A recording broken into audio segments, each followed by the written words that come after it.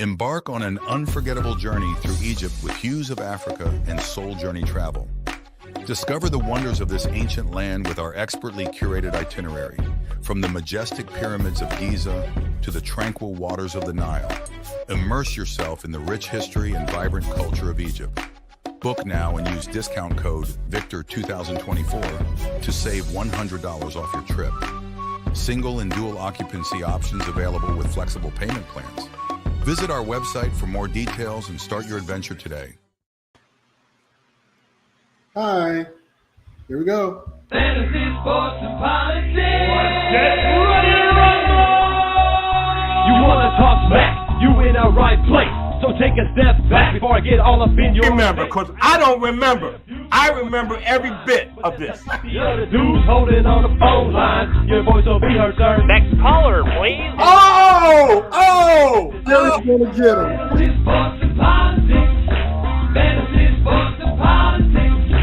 Fantasy, sports, and politics. Fantasy, sports, and politics. Listeners are asking questions about this week's games, not Jerry's personal beef. So what's your thought? Hello, everybody. It's me, Mr. FSP. Doing what I do is I do it for you all day, every day. And again, I'm riding solo. Not sure what's going on with my co-host. Didn't let me know he wasn't going to be here, so hopefully he will be here. It is July 20th. Do you realize in less than 2 weeks, we will have NFL football of some form happening? The Hall of Fame game is right around the corner. And Caleb Williams just signs his contract. So did J.J. McCarthy, but J.J. isn't as important as Caleb because I think Minnesota is going to go with Sam Darnold to start the season. Not a bad idea, but don't expect a lot from J.J. the first couple weeks. I'm talking about Justin Jefferson. But the Caleb Williams just signed his contract this week. Okay. He tried to explore different ways to have his money. He's a businessman, more so than a football player, so it seems. We're going to see how his business acumen translates on the football field in the NFL. In college, it's pretty good. But in the NFL, you got to be daggone good, damn good, really, every week. And I don't know if that's going to happen. But today, what's up, Chris? JT's not here yet. Of course, I don't know why, but he says he'll be on shortly. He just texted me. So we'll see what happens. So anyway, today we're going to talk about the AFC West and the NFC West.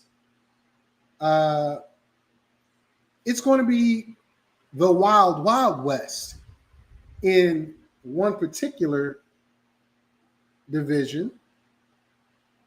And I want to save the NFC West for last because I'm going to put it out there before we do anything else. I am picking the Kansas City Chiefs to three-peat. I really am. Hollywood Brown. If anything happens before the season, which is right around the corner, so I don't know if anything's going to happen, to the receiver, Mr. Rice, if nothing happens to him, Hollywood, Rice, and then they get Xavier Worthy to just run down the field, and they got Travis Kelce, and they have a bona fide running back, the defense doesn't have to be as good as it was last year. Listen, as long as Pat Mahomes is the starting quarterback for that team, there's a chance they're going to keep winning Super Bowls. They made a believer out of him. They got Matthew Judon as well, or they might get Matthew Judon. Thanks, Chris. We'll talk about that in a second once JT jumps on. But yeah, I'm picking Kansas City to win it all. Right now, July 20th. I don't see anybody constructed to beat them. Put it out there. But we're going to talk about the AFC West first. Now, I wish Q was on here because I want to talk about his Raiders with him. But let's not talk about the Raiders because they're not going to be last place. I believe firmly that the Denver Broncos are going to be last place again. Let's go over this. Just in brief, waiting on JT to show up. And I think he's showing up now. Let's go over this briefly before I bring him in. You don't know who your starting quarterback is. If it's the rookie, who's an older rookie, he's still a rookie, Bo Nix. Or do you go with Trevor Siemian, who hasn't been a quality NFL quarterback? I don't know how he's been as a backup because I don't know what they do in that room. But that's what I think about the Denver Broncos. I yawned on them. I'm going to sleep on them. I'm going to sleep on them.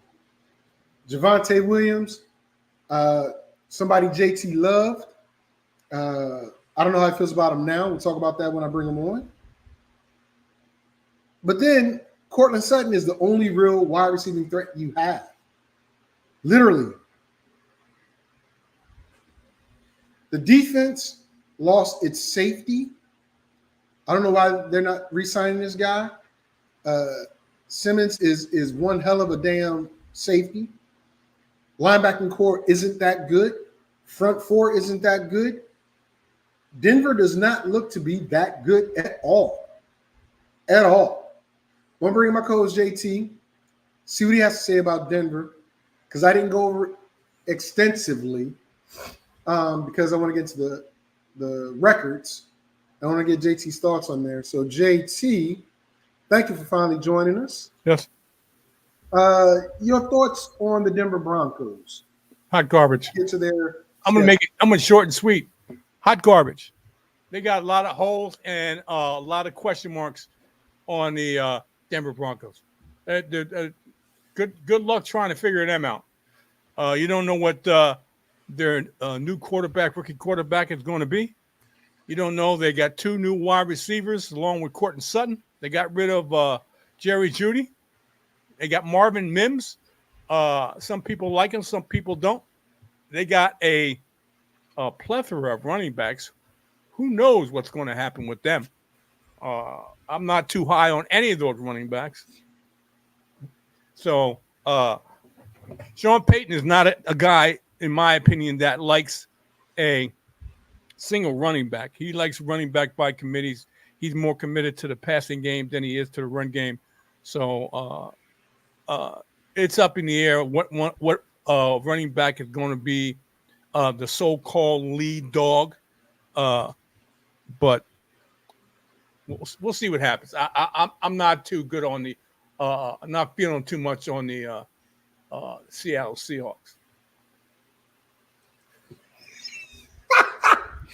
I'm gonna tell you right now. What? You had a Joe Biden moment, bro. What? We ain't talking about Seattle Seahawks. I'm sorry. I'm on the Denver Broncos. I'm not. Yeah, I don't know why. I was looking at the schedule of Seattle Seahawks. That's what threw me off. Oh my god. No Okay. problem. No Bro, problem. you just don't know. No problem. It is what it is. But let's go over the schedule. I'm not. I'm trying to find out where you're at. Let me find out where I'm at. Yeah. What do you mean? We're going over the Denver Broncos schedule. Why are you trying to find out where I am? Don't you know where their schedule is? Yeah, I got the schedule in front of me. I'm just, I lost your picture. That's why I'm trying to. Here it is. I'm trying to figure it out where you're at. I know you can probably see me, but Okay, you're doing two. You're here. trying to get on two lines at the same time. Okay. So which one do you want me to have? The current one or the new one you just dropped? The one I just popped up. Okay. So don't say anything as I remove you. No problem. Okay. Kick from studio. All right, so you're good now. He couldn't see you. I could see you. I don't know why he couldn't see you. What the heck's going on here? But Chris, there you go. You get to see your JT poo. Yeah. But let's go over these Denver Broncos schedule. So first game of the season, Seattle. They're in Seattle. Right. And to me, that's the big difference. Being in Seattle. I know it's the first game of the season. If it's going to be the rookie Bo Nix, definitely going Seattle. If it's Trevor Siemian, I'm still going Seattle. Okay. Week 2, we're going to do like we did last week, first 4 games, okay? We're going to go 4-game increments. Okay, whatever. All right. I think the week 2 where they have Pittsburgh coming to them, I think Pittsburgh beats them. Honestly, the best division in football, in my opinion, is the AFC North. And Pittsburgh has Russell Wilson. I believe he's going to be the main quarterback. I'm not sure how they're going to mix in the young gun, but Russell should be the number 1 guy. Week 3, they go to Tampa Bay. Here's the thing. I don't think Baker's going to be that good, but I think Tampa Bay is a better team than Denver. So I got to give it to Tampa Bay. In week 4, they go to the Jets. I already picked the Jets to win the AFC East. The Jets or the Giants? The Jets, my friend. Okay. The Jets. Okay. The Jets demolished Denver. So go ahead. You got the what do you think about the first 4 games? 0-4. 0-4. 0-4. You know what, Rutt? I mean, Chris, I'm gonna put up what you're saying, but you're dead wrong. No. Now And you're. I love Baker. Now that's an overreach. Come on, man. Come on. You must love Baker, but Baker is not a top 10 quarterback. Come on, stop. So we both have them 0-4. Yeah. All right. Weeks 5 through 8, the Raiders division game. Now, I might not like Sullivan, but I think the Raiders are a better coached, better prepared team than Denver. I'm going with the Raiders. Are you having a Biden moment? Who the hell is Sullivan? The quarterback for the Raiders, guy. Is it Sullivan? I thought it was Aiden O'Connell. Sullivan. Oh, you're right. You're right. Don't get me. You're closer to Biden's age than I am, buddy. So don't even go there. But that doesn't mean anything because you're catching up quickly. I can tell, but that's all right. Whoever the quarterback is for the Raiders, I still think the Raiders are better than the Broncos, even though it's a division game. So I have the Raiders winning. Another division game coming up. The Chargers go to Denver. Now, I really believe Harbaugh is going to run the rock. Oh, yeah. I really believe he's going to run the rock hard. So I don't believe Denver is equipped to stop the run. I got to go with the Chargers. So far, 0-6, not looking good. But then week 7 and week 8 come around. Old stomping grounds. Sean Payton takes Denver to New Orleans. On paper, these teams, in my opinion, are even. They are even. And with that being the case, I definitely like Denver's coach over New Orleans' coach. I think Sean Payton can out-coach Dennis Allen. I don't think it's going to be a very good game, but I think Denver gets their first victory, followed by hosting the Carolina Panthers at home. Coming off that victory versus New Orleans, they're going to beat up on Carolina. Carolina's going to improve, but not by much. I already told you last week, then you get maybe 4 or 5 wins. And they're still going to be in the doghouse in the south of the NFC. And this is not a game they're going to win. JT, weeks 5 through 8. They lose to Vegas. They lose to the Chargers. They lose to New Orleans. New Orleans has got a better team. Plain and simple. They got a better defense, a rookie quarterback, a second-year quarterback going against Derek Carr. Derek Carr used to play for. Derek Carr used to is going to eat up the Denver. It's going to eat up Denver in New Orleans, and then Carolina. And let me revert back to the prior game, New Orleans. He's played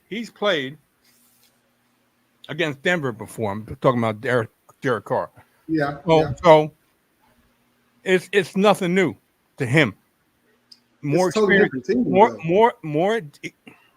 Can I finish? I let you talk, and didn't interrupt you. Stop. Oh my gosh, dude! Stop with all that. Go ahead. Okay. And the reason I'm saying is more experienced quarterback against a rookie quarterback on the road. Okay. Plain and simple. I like the New Orleans Saints in that game. Okay. So you're saying Derek Carr's experience as a quarterback, not playing Denver, is the reason why you think combination of both. He's an experienced quarterback, and he's played Denver before, and that's basically it. He's played Denver before. He's an experienced quarterback, and he's playing home.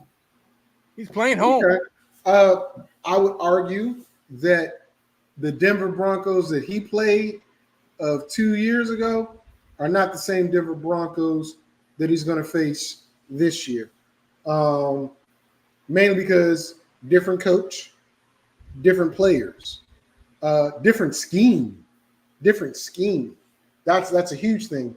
I mean, I get where you're coming from, but he's not playing the franchise. You know what I mean? But, I mean, to each his own. So you only have them winning one game. Oh, you got an itch? You got an itch? Okay, call your shot. I love this game. I love this game. Then call your shot. Let's go. I'm calling Mr. the man who invented electricity. Dude, no double entendres. Just say what you're going to say. The Benjamin. New Orleans beats Denver in New Orleans. There's no two ways about that. This is an easy call. I can't believe you're going to fall for this okie doke. Come on, man. I'm going to fall for the banana in the tailpipe. You're on. That's 2 deals we got. 2 deals. You're going to be paying me on both of them, so I ain't worried about it. Okay. I enjoy your confidence. I enjoy your confidence. You know, you got the confidence of a young bull sitting up on the hill. Because I got all that testing.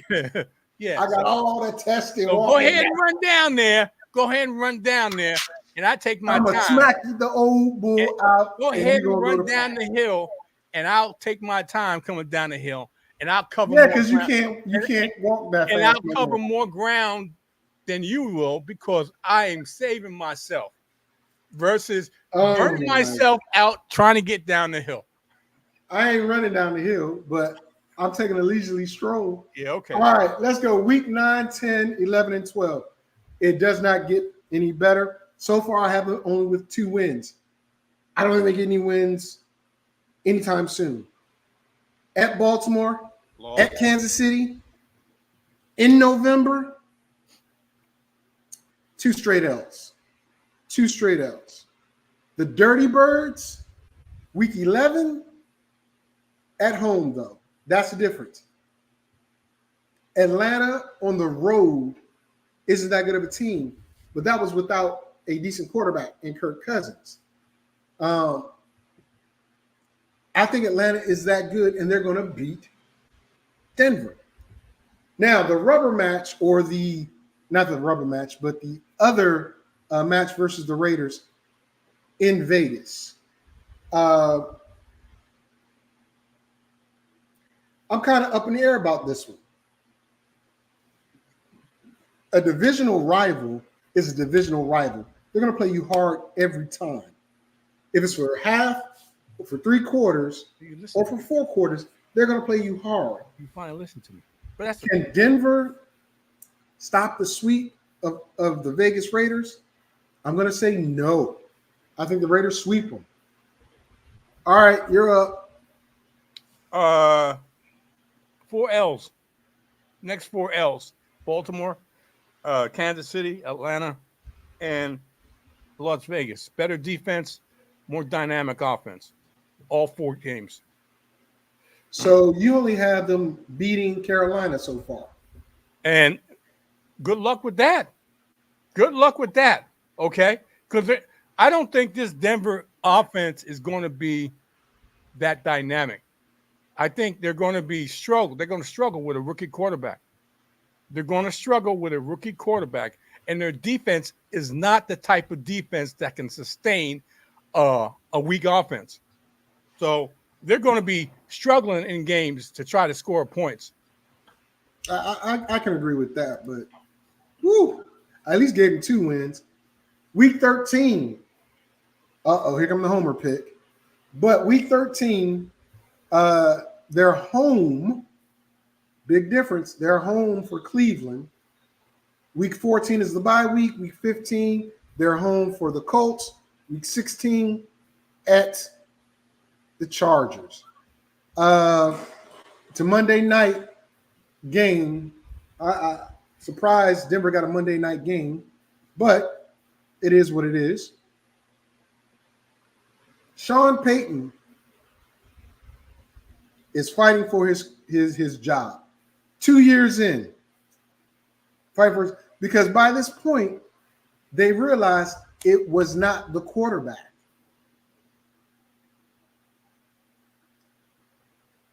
Cleveland puts him that much closer to losing his job. Cleveland wins the game going into the bye week. The reason why I say that is because going into the bye week, that would be the perfect time to make a change at the head coach position. Now, the Walton family, Walmart, will have to pay Sean Payton. I think his whole contract is guaranteed. But I think they part ways by week 14, especially if they're 1-12 or 2-10 at this point. I think week 15 coming into it, Colts, Chargers. The best chance they have at winning would be at the Colts, because I'm not sure about Anthony Richardson. I'm not. Fantasy-wise, the kid will be money. But for your actual franchise, If he stays I healthy. don't know if he's going to be healthy enough to stay in for a season. Yep.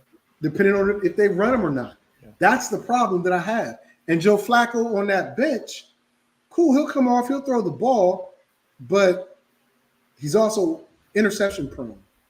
So I'm going to give the win to Denver. It's at home, in the elements, in the middle of December, giving it to Denver. But they didn't lose to the Chargers. I think they get swept by their division rivals. Just my opinion. All right, JT, 13 through 16, bye week, week 14. They lose to Cleveland by week. I think they lose to Indianapolis. Indianapolis got a better defense and a better offense. And especially if Anthony Richardson is still healthy. I'm not impressed at all with Denver on either side of the ball. unless Sean Payton's got some magical dust that he can sprinkle over his team, you're going to see a repeat of what took place, maybe even worse, because now you have a rookie quarterback. Okay, I'm not sold on that team believing in Sean Payton, even though he's the head coach. I'm not sold in them believing in and going the extra mile for Sean Payton, especially beginning of the season where you have him with 2 wins up to week 8. I have him with 1 win up to week 8. That's halfway through the season. Halfway through the season, that team's going to say, what's the point? You follow me? They're going to say, what if there's no wins, more than 1 or 2 wins in that first 8 weeks, which is about halfway through the season, that team is going to pack it in. They're going to pack it in. They're not going to give their full effort for Sean Payton, knowing that there's a strong possibility that he won't be there next season. Well, that's why I said by the bye week, I think he's fired. But you have them not winning any of these next 4 games. No. So I would imagine you don't have them winning any more games compared to what's left, because it's 2 teams left. What's left? At Cincinnati and home against Kansas City? Really? Really? And let me put it this way. Kansas City may not have anything to play for because they may have a spot in the playoffs. But it's Kansas City versus Denver, and that's one of the most heated rivalries in the AFC West. They do not like each other. So even though they may have a playoff spot wrapped up, they're going to try to kick their butt and seal the deal. Peyton's not gone by then. They're going to seal the deal. And last game of the season saying, get rid of him. Well, before we answer Chris's question, which is if Peyton is getting fired, who hires him next? That means I have them at 3-14. You have them at 1-16. Hey, look, let me put it this way, and I'll answer his question. Okay. Yes, I have them at 1-16. I'll be surprised if they win 2 or 3 more games. I'd be really surprised they win 2 or 3 more games. But if Sean Payton gets fired, where does Sean Payton go? Right next to Bill Belichick. Hello? Right next to Bill Belichick. In the broadcast booth. Well, maybe not in the broadcast booth because there's a possibility Belichick may get hired next season. And where he is right now, though, is broadcast booth. He'll be right next to Bill Belichick with no job, or Mike Grable with no job. Oh, well, Mike Grable has a job, but as a head coach. Coach in college? So that's JT's thought process. Coach in college, that would be an interesting thing for him. I don't think his personality fits in the college ranks. No, it doesn't. I really don't think it fits in the college ranks. No, it don't. No. But if he gets fired, I think he sits back and goes back into broadcasting for a year or 2, because that whole stigma about was it Brady or Belichick? Was it Drew or Peyton? Out of sight, out of mind, man. If he doesn't get a head coaching job next season, he's in the coaching tree of history. I believe so, because there's a trend to move younger. Yep.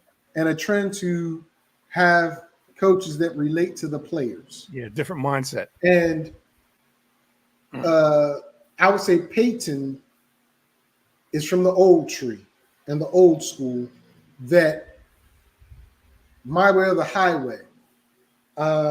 Especially when he came in and treated Russell the way he treated him, and then made the comment about Nathaniel Hackett. And the word was the players in that locker room had problems with Russell, but some of them had even more problems with the way Peyton was treating Russell and the way he was treating everyone else. So I think he doesn't get hired. Nope, I don't think so. Football again. at the pro level. He may get a college position, but I really don't think it translates well. I really don't think his style of coaching translates well in college. All right, we're going to move on to the Las Vegas Raiders.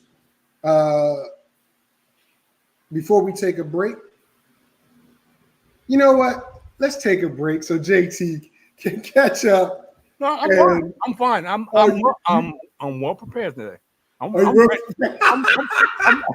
Last week you weren't. I wanted to make sure I got you. You're right. I'm well prepared today, so go with it. Okay. Y'all heard him, right?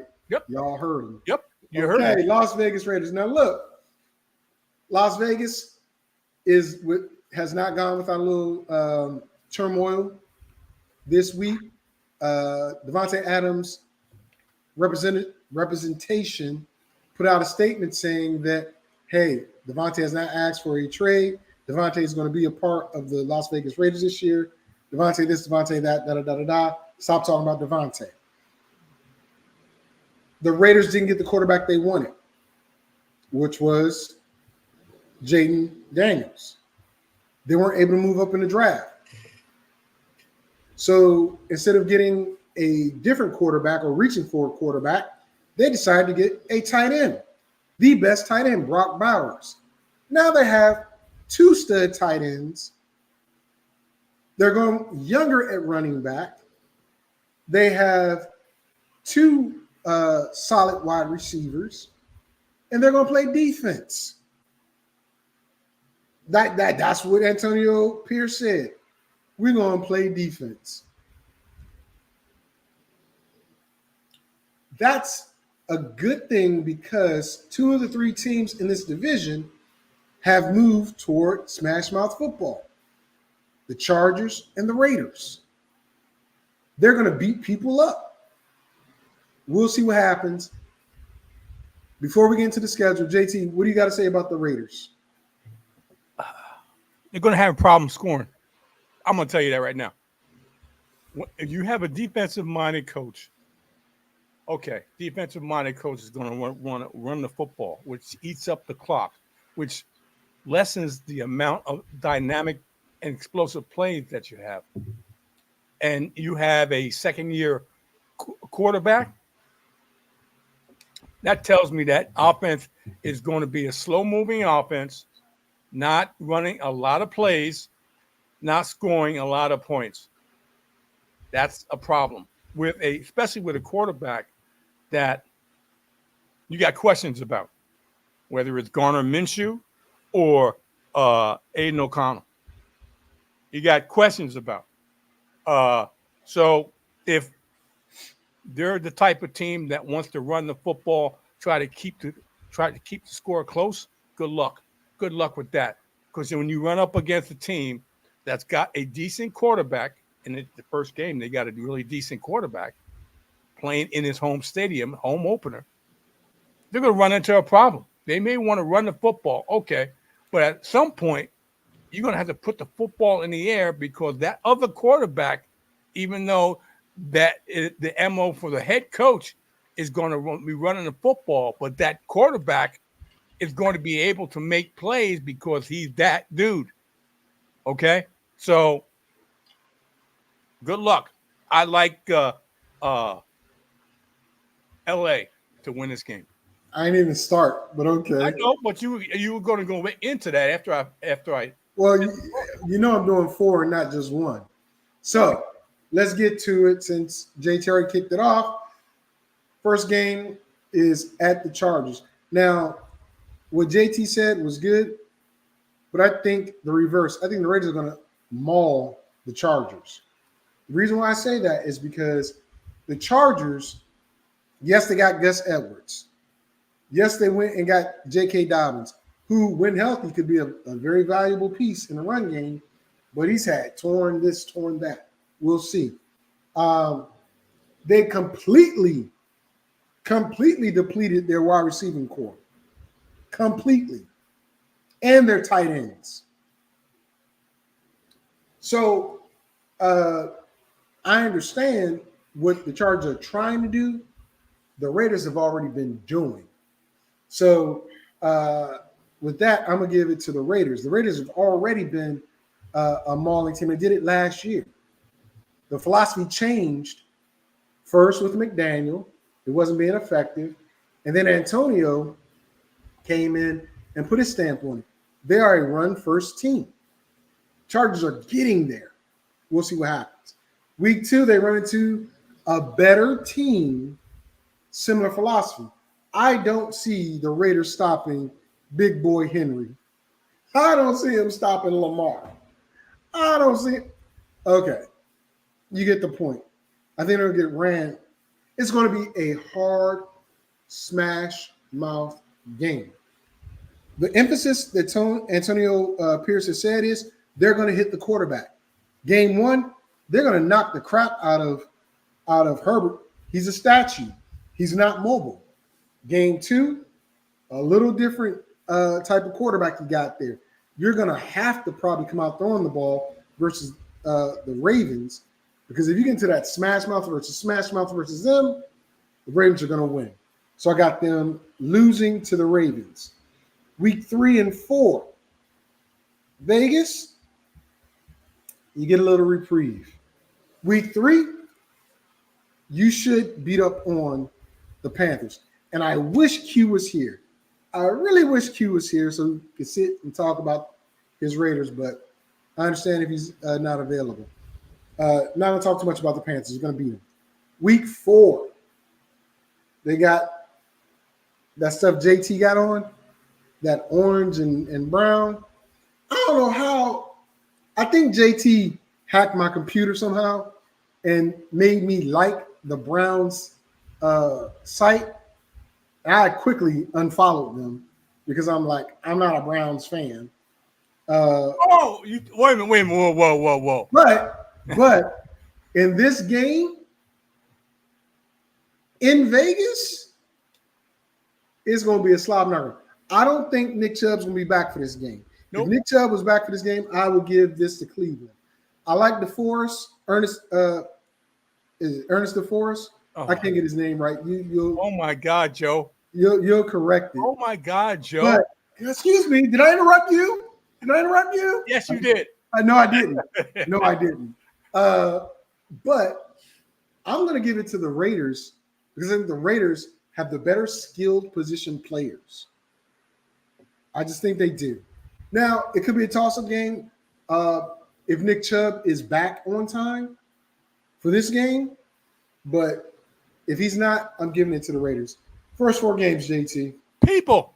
Let me go this way. In my opinion, they lose at LA. They're going to lose to Baltimore. Better team, better quarterback, better defense. They're going to win. They're going to win against Carolina, and they're going to go against the Cleveland Browns. Better defense, better quarterback, and I would have to say the combination of wide receivers compared to what the Raiders have are better on the Cleveland Browns side. So okay, we got David Njoku, we got Amari Cooper, we got David Njoku is not a receiver; he's a tight end. But I get where you're going. Better pass catchers: David Njoku, Jerry Jeudy, Amari Cooper, and Elijah Moore. Better core of wide receivers or kept pass catchers than they have in Vegas, and a better defense. And can you name the receivers in Vegas since you did that, please? Or I'll do it. Jacoby Myers, Devontae Adams, Brock Bowers, and May. And Hunter Renfrow. Oh, Hunter Renfrow's not there. He's a free agent. Thank you. But who's their number 3 receiver? I don't know.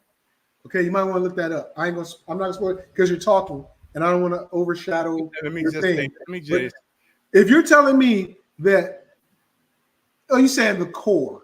You're saying the core receivers are better. Yes, that's Devontae Adams is better than all of them combined. I'm going to say that. Devontae is an older wide receiver. Okay, I understand he's still a very good wide receiver, but he can't throw the ball to himself. And now your boy Amari Cooper, who's sitting out, by the way. Hey, we're talking about the fourth game in the season. Hello, Yes. hello, fourth game of the season, not before training camp starts. Okay, come on, man, stop. Make your picks. Make your picks. I just gave the pick. So you said they're going to lose all 4 games. They're going to lose 3 out of 4 games. The only one that I see them winning at home is against Carolina. So they're going to be 1-3 starting the season. Yeah, little face. I wish Q was here. I so wish Q was here. Q was a homer. He's not a homer. He's a realist. Oh, I'm real too. I think you're real. Cleveland is a better team. Overall, they're a better team. Overall, who's the better defense? Okay. Who's the better defense? Okay, I'll give you that. Cleveland has on paper the better defense. Who's the better offense? We don't know. Oh, well, we know. No, because remember, Cleveland's changing to a different offense. It's not the same Cleveland Brown offense. Well, let me put it this way. Let me just explain something to you, Grasshopper. Oh, my God. That just goes to show you how versatile the Cleveland offense is when they can switch up with 4 quarterbacks and still get to the playoffs. Yeah, that was last year under a different offensive coordinator and different players. No, they're different players. Yeah. The majority of the core of that team is still there. So when you say different players, of course you're right, Chris. Of course, every team has players. If you can't spell it right, why even go there? He misspelled it, yes. Yeah, if you can't spell it right, why even put it up? Hey, leave my buddy alone. Yeah, okay. We are broadcasters. Okay. We enunciate. Okay. All I'm saying is this: better offense, better defense. Cleveland. Papa John's. Look. If you're going to say they have it on paper better, cool. But you have a brand new offensive system that your quarterback has never played in, that your current players have never played in. So it will be a different story if Kevin Stefanski was still calling plays. But now it's Ken Dorsey. And Ken Dorsey wants to throw the ball. Cleveland even said they're going to throw the ball more. It's a more quarterback-friendly scheme. It's going to be a more quarterback-friendly scheme. I get that, yes. Okay. And if you have a more quarterback-friendly scheme and you're throwing the ball and you're more dynamic,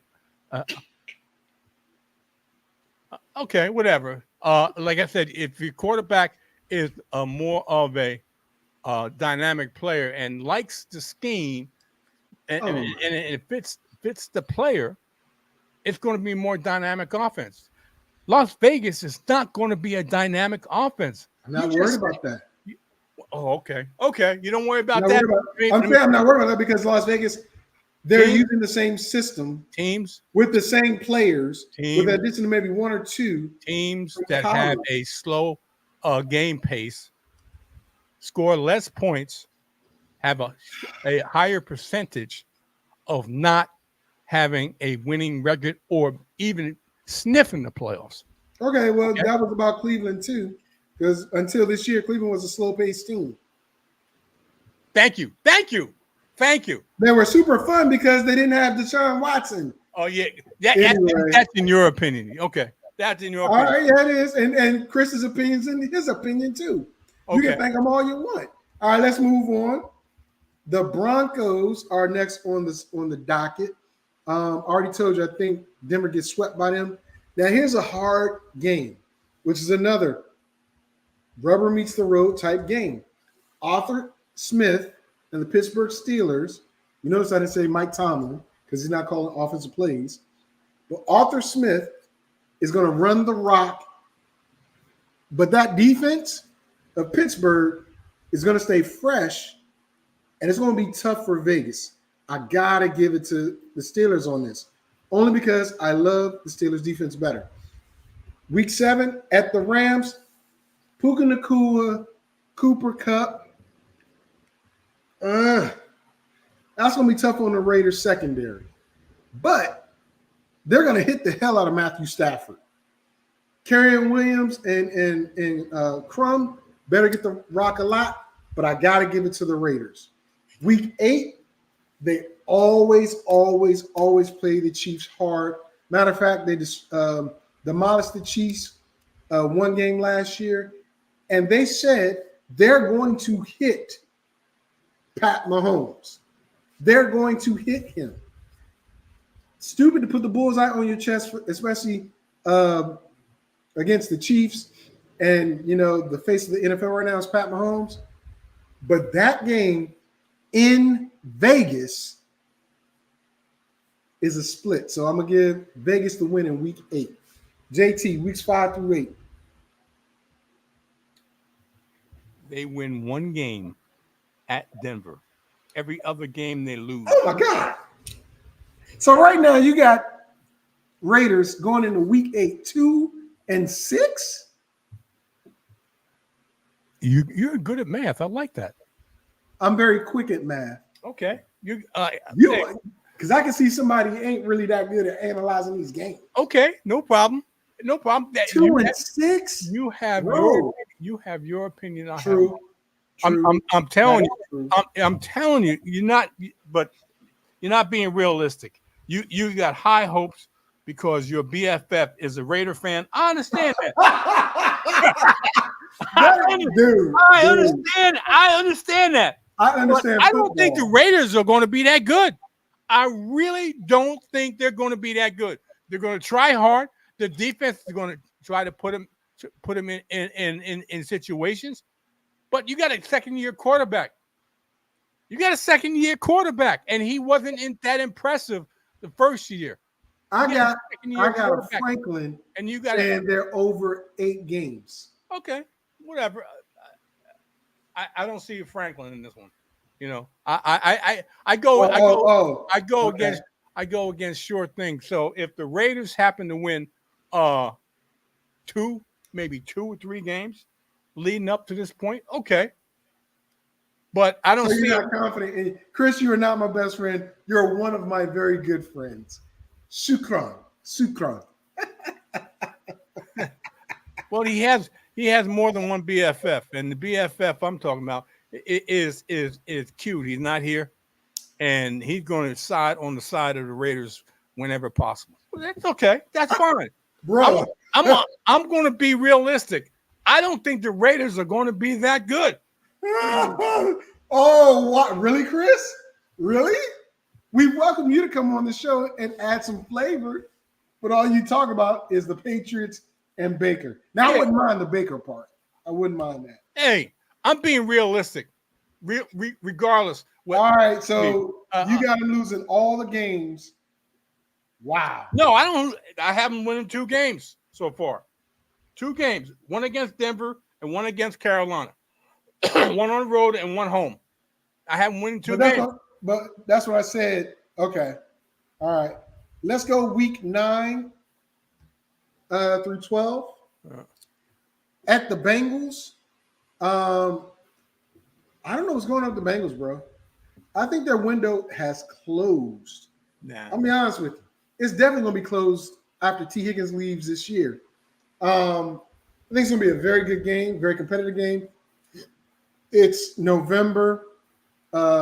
It's in Cincinnati. I don't know if Zach Moss is going to be hurt or not because he didn't have a good track record of staying healthy. Zach Moss is hot. I gotta. You know what? I love Cincinnati, but I don't think they're going to do well this year. I really don't. I'm gonna go with the Raiders. Bye week 10. Then week 11. Woo! But here's the difference. It's in Miami. The Dolphins are smoking, bro. I think the Dolphins are going to be they're going to probably be like in Super Bowl talks at this point, as I did the AFC East a couple weeks ago. I got Miami beating them in week 11. I also said that Denver would get swept by the Raiders. So in week 12, they sweep Denver. JT. Okay. They lose to Cincinnati. People, tune in tomorrow. Tomorrow, 10 a.m. Eastern Standard Time. And I'm going to give you a sleeper. People aren't talking about this kid, but he's a sleeper. He's a sleeper. And I'm going to give you a reason why he's a sleeper in the wide receiver position. They lose against Cincinnati, at Cincinnati. On either side of that bye week, they're on the road. At Cincinnati before the bye, at Miami. Miami is one of the most high scoring and run the most plays. One of the teams that run the most plays. Can you get it out?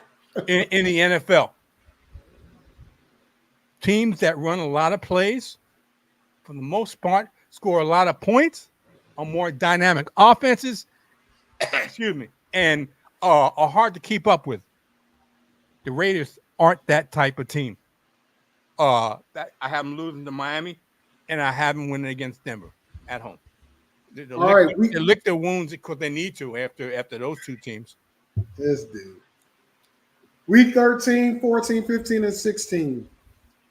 Listen, I said they're going to split with Kansas City, so they beat Kansas City at home. Then they go on the road week 13 to Kansas City at the end of November. It's going to be cold. And the Raiders, I know they're going to try to, snot nose and all that other stuff, but Kansas City is just that good. Then they go to Tampa. I'm quite sure Chris is going to have something to say about this, but the Buccaneers, listen. Last year, Todd Bowles was fighting for his job. Somehow, some way, Tampa ends up winning the South. Keeps his job. It ain't going to get that much better. The Raiders are going to come in after getting beat by Kansas City and whoop up on the Buccaneers and Baker. And y'all know I love Baker. Week 15, tough game.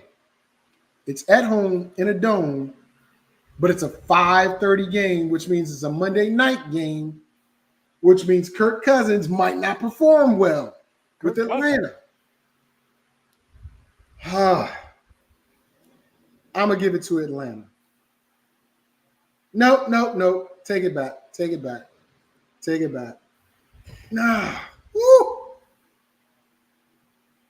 Yeah, I'm going to stick with Atlanta. Only because I love Bijan Robinson. I love Drake London, Kyle Pitts. They got a signal caller that's going to throw them the ball. The defense is going to be better this year. And like Jerry just said, the more dynamic team is going to probably win a lot more games. And I think this is one of them. I got to go with Atlanta. Week 16, I told you, I do not like Jacksonville this year. I do not. I'm steering clear of Jacksonville if I can.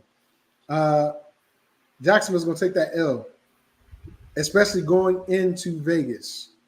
JT, you're up.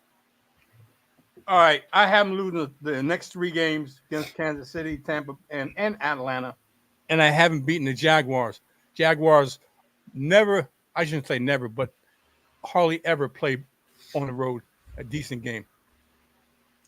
Come on, man. Come on, stop. How they gonna be 11-7 when it's only 17 games, Chris? Your math ain't mathing. And I don't agree. Wait a minute. Let me just say this. Besides not being able to spell, he's bad in math. Chris, he just woke up. I'm gonna say he just woke up. Okay. If you want to go with that excuse, no problem. Go right ahead. Hey, my brother. Hey, stay safe, Brody. Stay safe, my brother. Got love for you. Still hate them damn Cowboys, but stay safe.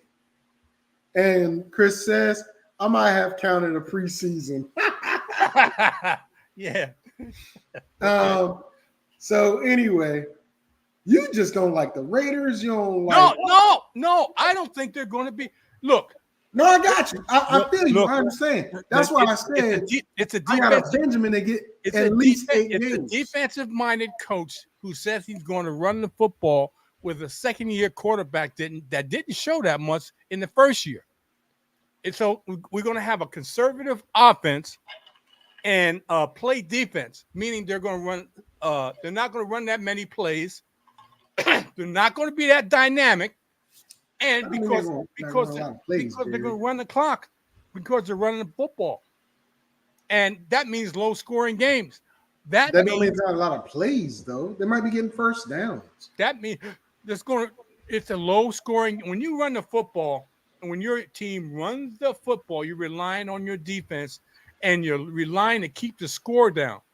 If you don't keep the score down, teams that are like that don't know how to score a lot of points quickly, because what they do is run the football, play defense, keep the score close. If it's 21-10, they're going to lose that game.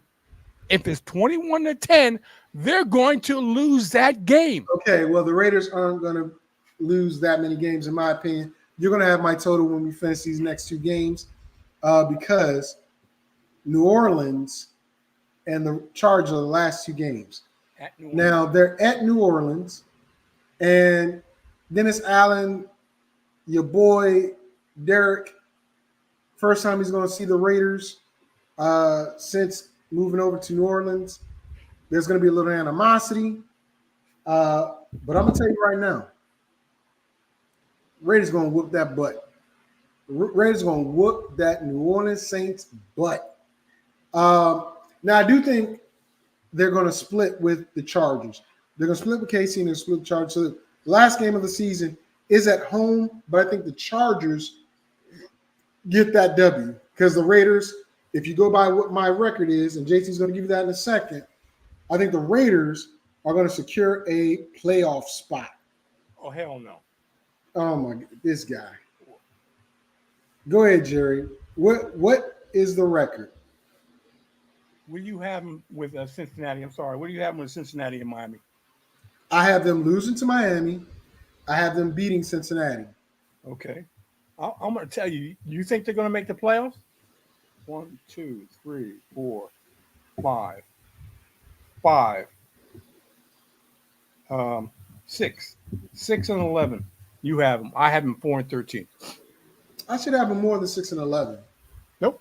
Let me go over these games again because I know I said they're going to win more than 6. Okay.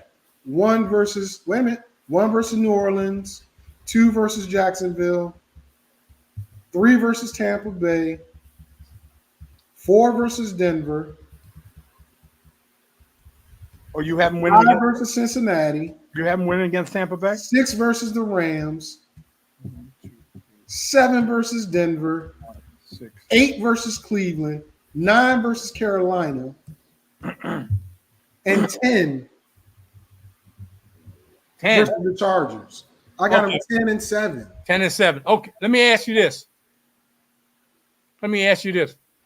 Where was Mr. Franklin from? I already told you.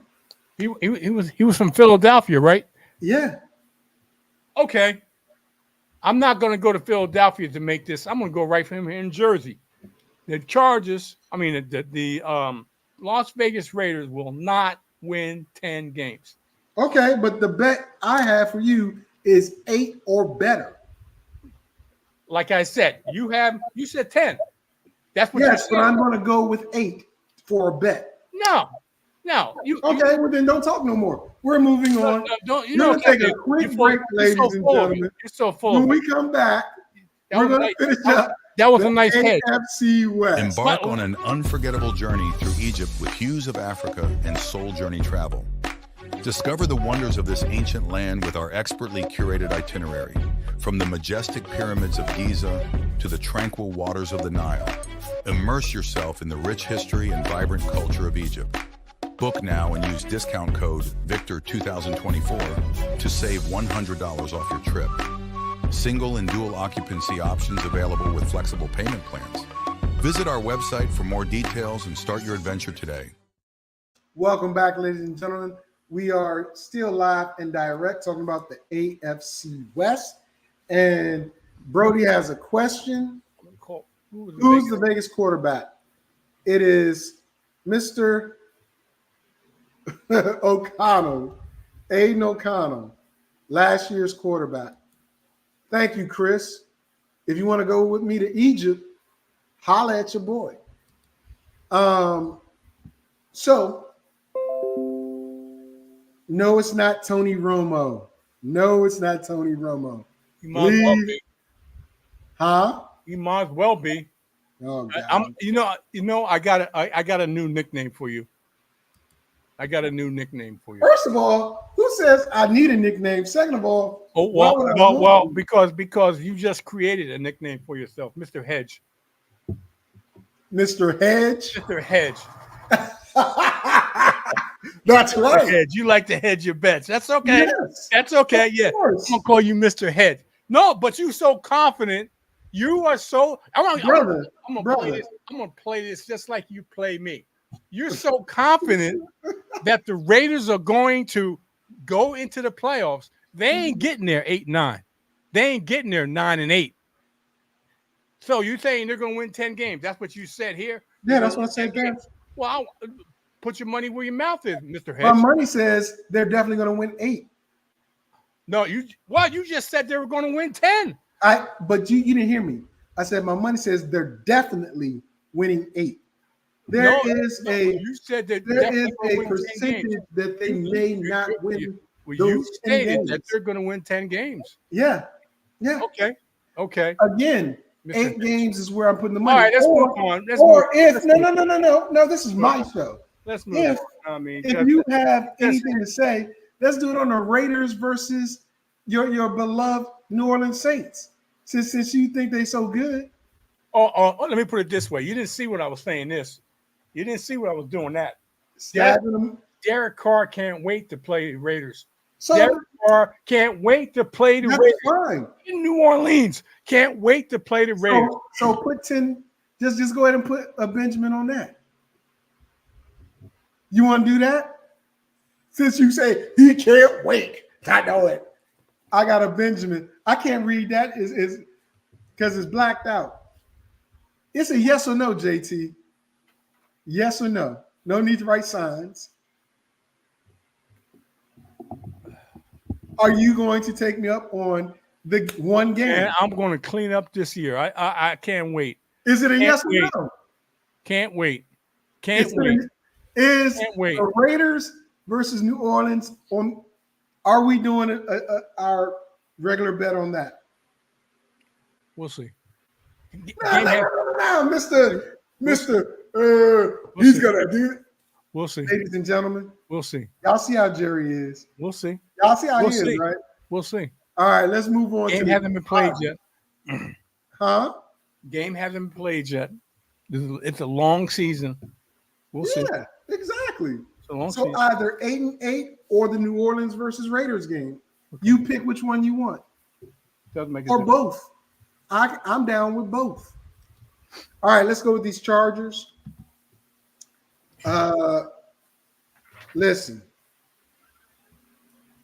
Regime change, philosophy change. They're hoping to bring change. Again, the Chargers gutted their entire wide receiver core and tight ends. They're left with their young, talented receivers.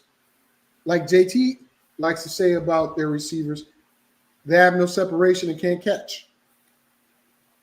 They bring in Gus Edwards to run the ball, J.K. Dobbins to run the ball. They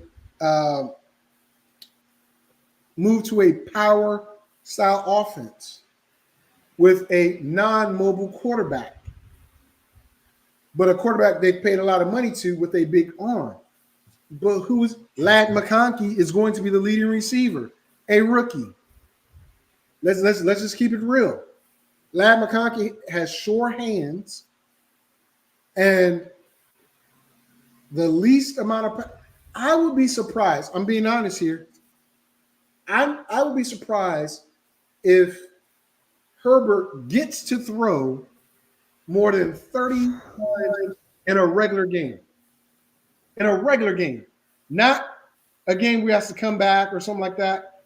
30 times. I don't think he's going to throw the ball more than 30 times in a regular game. With that being said, that gives you a little clue as to where I think the Chargers are going to be. JT, your thoughts on the Chargers? People, all I got to do, I'll tell you this, people. All I got to tell you this, 10 a.m. Eastern Standard Time on a Sunday morning is 4 for no reason behind you. I'm going to give you some sleepers. Oh my God. I'm going to give you some so many sleepers. You're going to think, well, what the heck is going on? Why aren't these people talking about these players? I'm telling you, people.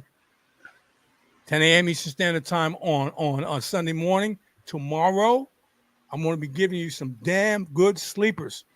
So And what does that have to do with the Chargers, bro? okay, let me put it this way. The Chargers. How many sleepers are The Chargers are a good team. The how many Chargers, of your sleepers are on the Chargers?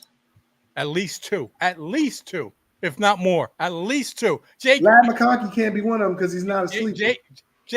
J.K. Dobbins, come on, man, really? I'm just telling you who they picked up. I understand that ACL and Achilles, the two death knells for a running back. And you expect him to come back from that? That ain't happening. So you just cancel out J.K. Dobbins. And then you got Gus Edwards coming back. Just Gus Edwards coming back. Okay. He's okay. He's just a one and done. He's a one-trick pony running the football. People, okay. You got Jim Harbaugh. Okay. I'm telling you right now, this team is going to surprise some people. Players on this team are going to surprise some people. Trust me when I tell you this. Jim Harbaugh has had a very good offense when he was in the NFL. Yeah. Now he's got a better quarterback than he had when he was last time he was in the NFL. He's got a better quarterback. They're going to be making some plays in the air besides running the football. Okay. You think it's all going to be running the football? No. Not with that arm and the franchise quarterback they are. Trust me when I'm telling you this. I'm not worried about Lad McConkey. Lad McConkey is going to be a decent part of this offense. I'm not worried about Lad McConkey. Okay? But there are other pieces. 10 a.m. Eastern Standard Time. So let's move on to the schedule. Week 1, already told you, the Raiders are going to beat the Chargers. JC might not think so. I think so. But the Chargers then get a homecoming game, even though it's on the road, versus the Carolina Panthers. Now, look, I already told you what I think the Carolina Panthers are going to be this year. They're not going to be that much better than last year, but they're going to be better than last year. Not this way. Chargers and Pittsburgh. They go to Pittsburgh. This is going to be a tough game. Both teams are going to run the rock. Both of them. I think Russ has better weapons on the outside than the Chargers. And I believe the Steelers' defense is way better than the Chargers. Not saying they can't play better, but I think the Chargers' defense isn't at the level of Pittsburgh. So, of course, I'm going to go with Pittsburgh. And then the Chargers are at home for the Chiefs. Right now, I got the Chargers at 1-3. JT. I have them winning against Las Vegas. I have them winning against Carolina and losing the next two against Pittsburgh and Kansas City. And Chris says, it's high time Justin Herbert has a great season. Listen, I agree with you. I don't think he's going to come, though. He's going to be throwing the ball, but not as – like I said, I would be very surprised if in a regular game plan, whereas they're controlling the game, he throws more than 30 passes. Very surprised. Chargers Chiefs is going to be an amazing game. I don't know. It's going to be a smash mouth game, though. All right. So with that being said, this is the bad part for the Chargers. They get a bye week 5. That's not good. Not good at all.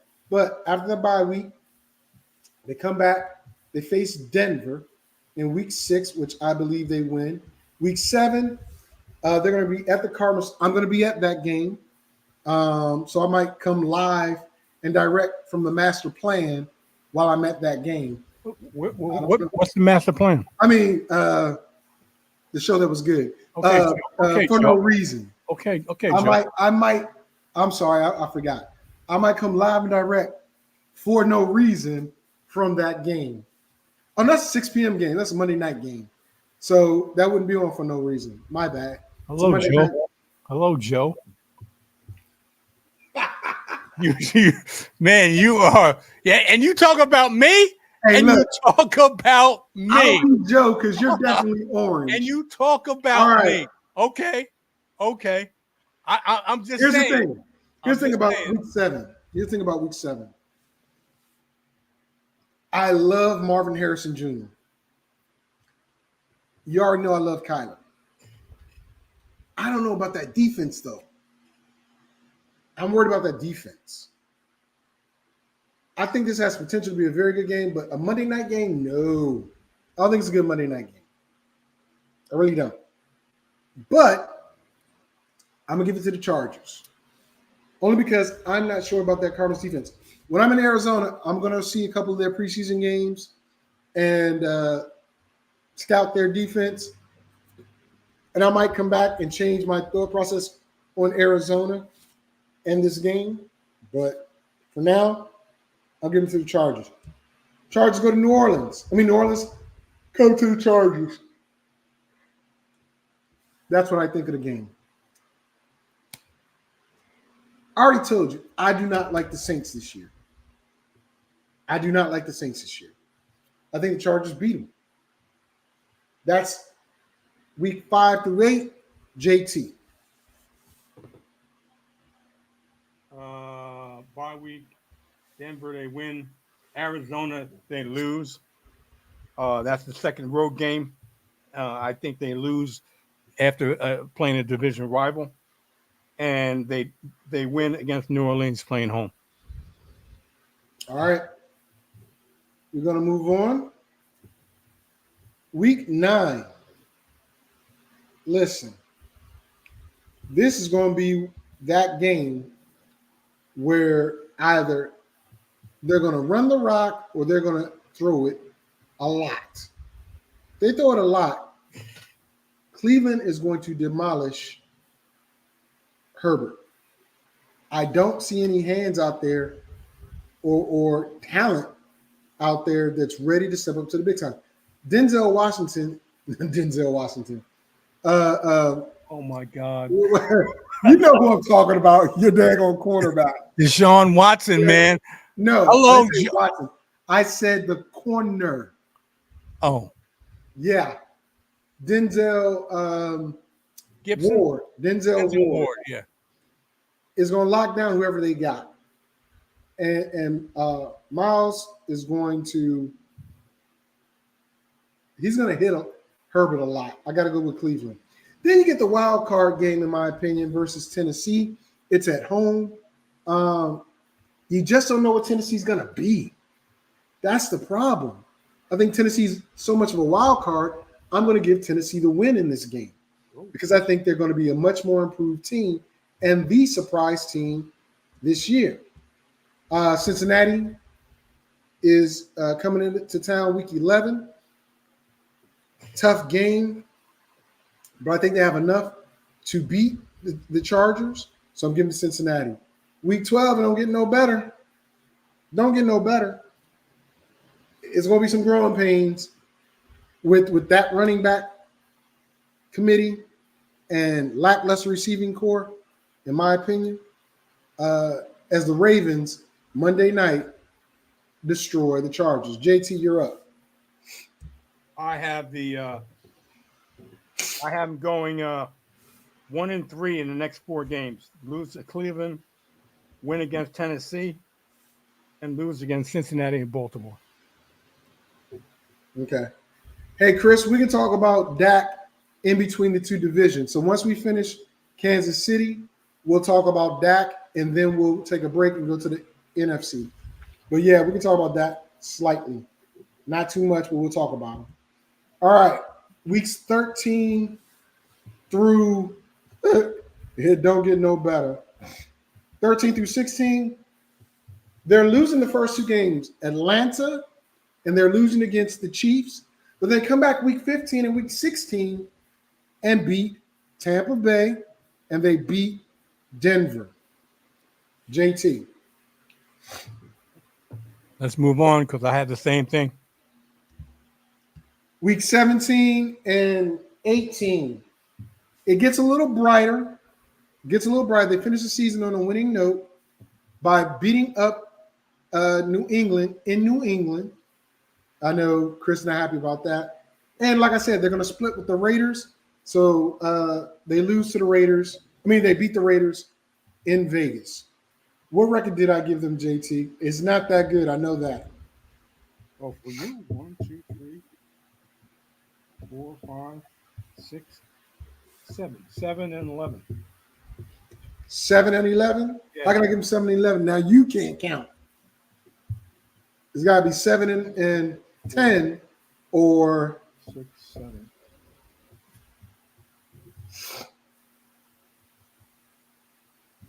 Hold on. 1, 2, 3, 4, 5, 6, 7, 8. 8, 9.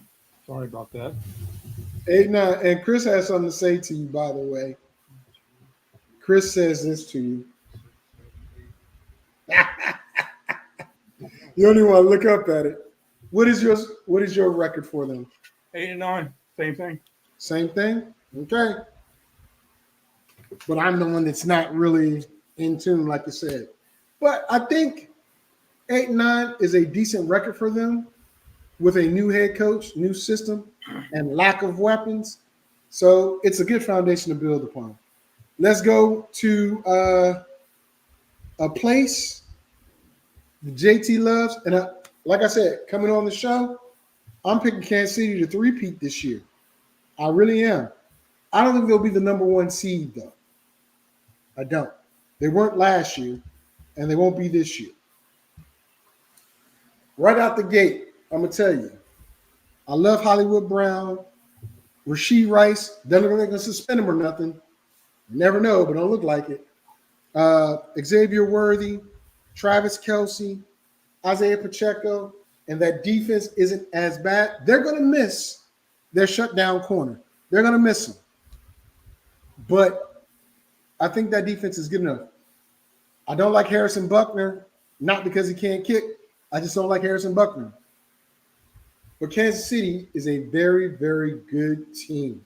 Damn good. So it's not much I can say about them. JT, what do you got to say about Kansas City before we get into this schedule?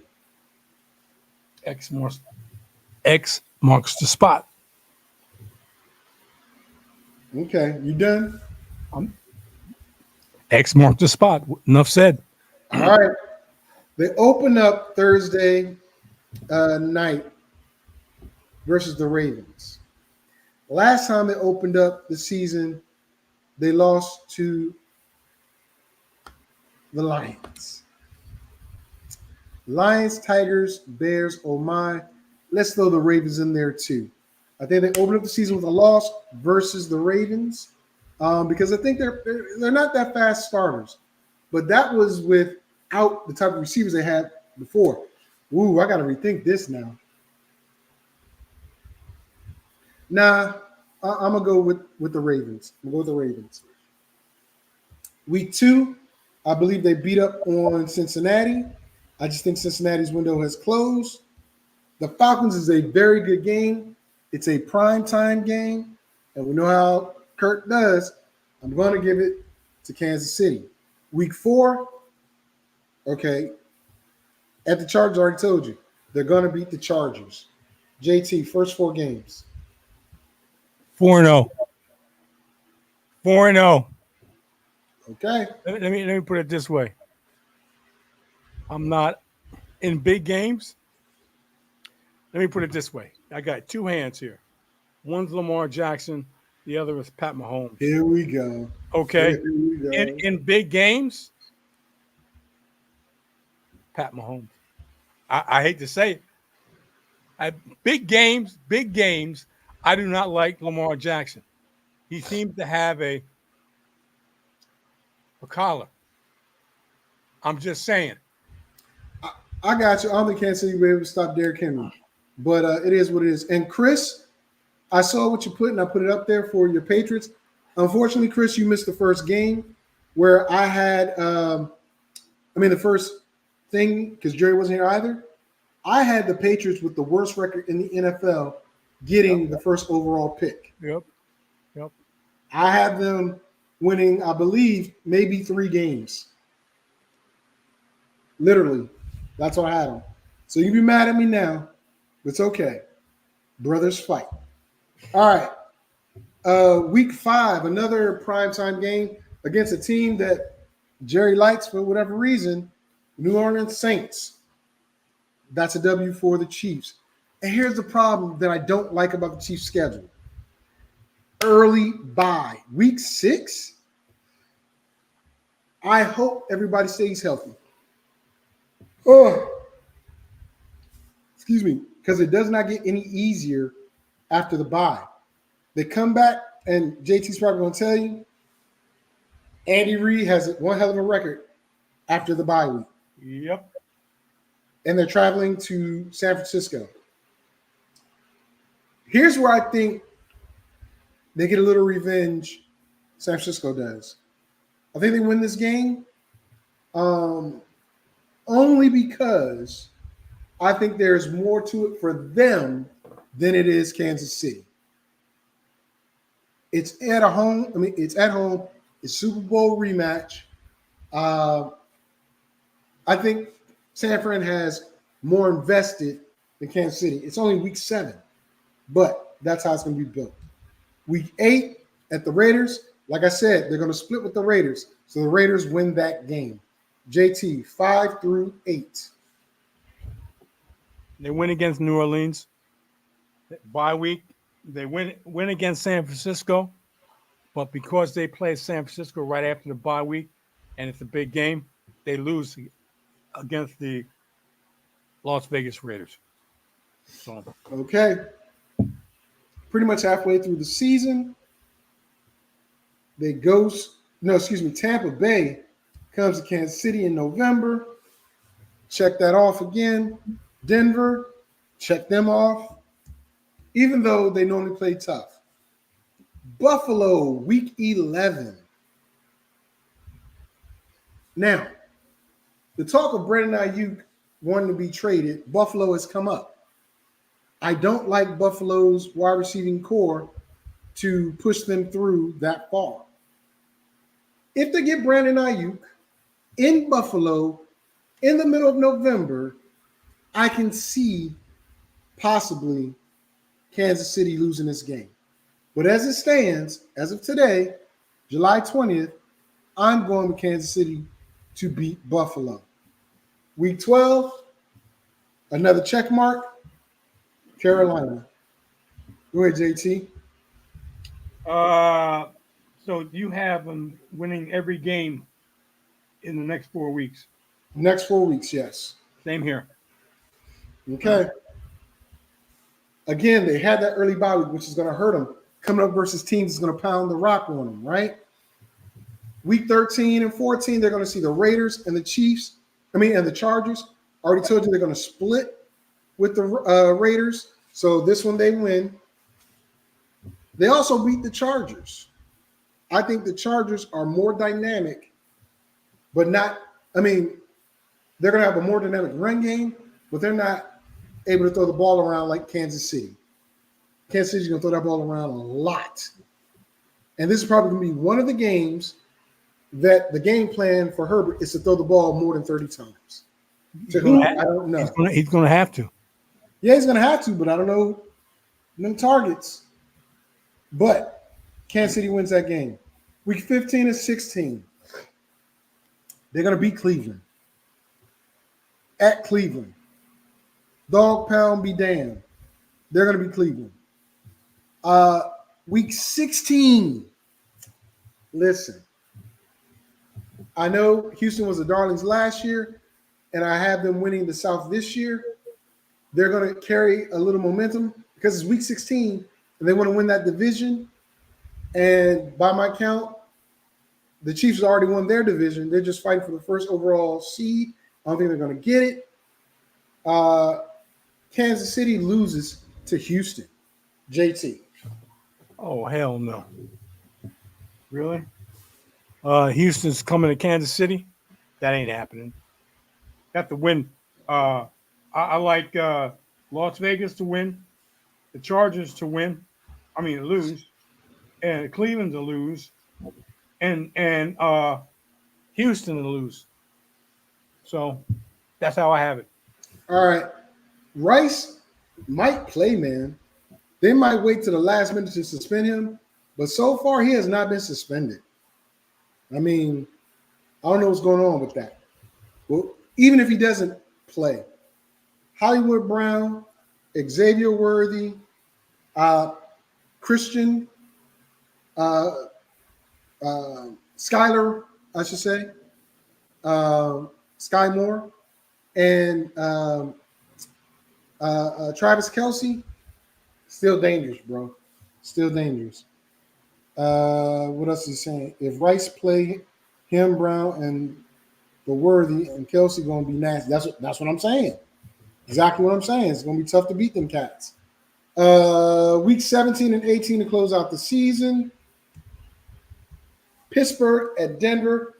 I'm going to call it an upset because I think Pittsburgh will be playing for Mike Tomlin's 10th win or trying to keep that winning record and a playoff spot because I don't think they're going to win the North.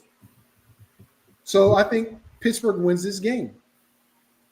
And then they end the season. Tough opponent in Denver, but they're going to beat Denver. JT, what do you have? And what did I end up giving Kansas City?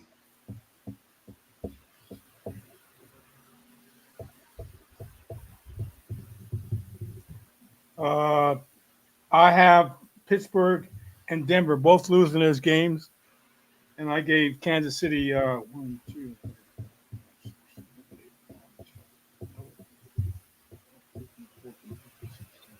Oh.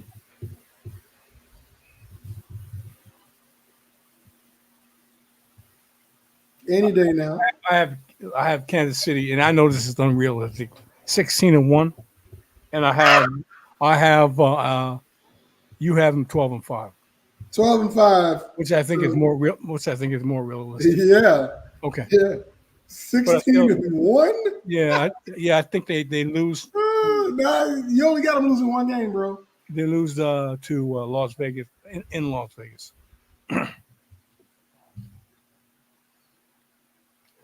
Okay, I'll do this. I'll do this for you. I'll bet that 10-7 Raiders if you bet that 12-1 Kansas City. Yeah, shoes on the foot now. Do you know what you just said? I will bet the 10-7 for the Raiders if you bet that 16-1 you're giving Kansas City. That's not what you said the first time. That's not what you said the first time. That's why I said, do you know what you just said? That's why I asked you. Do you know what you just said? I was trying to get. I was giving you a chance. Okay, well, that's what I meant. Well, I don't know. I don't know that.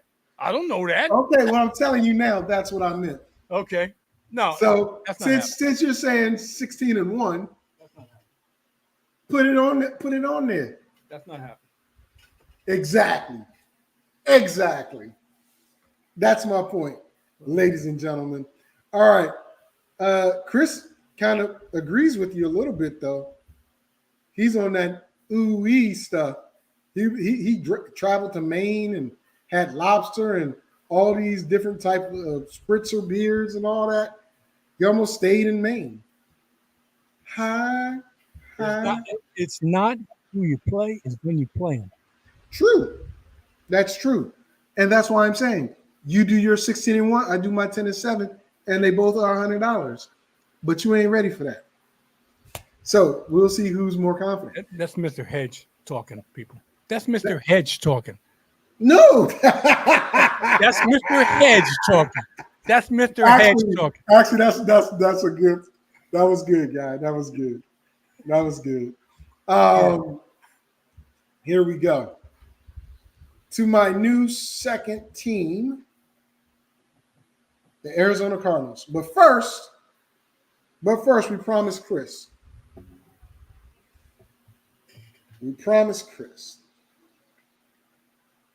What do you got on Dak Prescott, JT? I mean, I'm going to say this. They're going to have to pay either Dak or Micah Parsons because they're going to pay CD.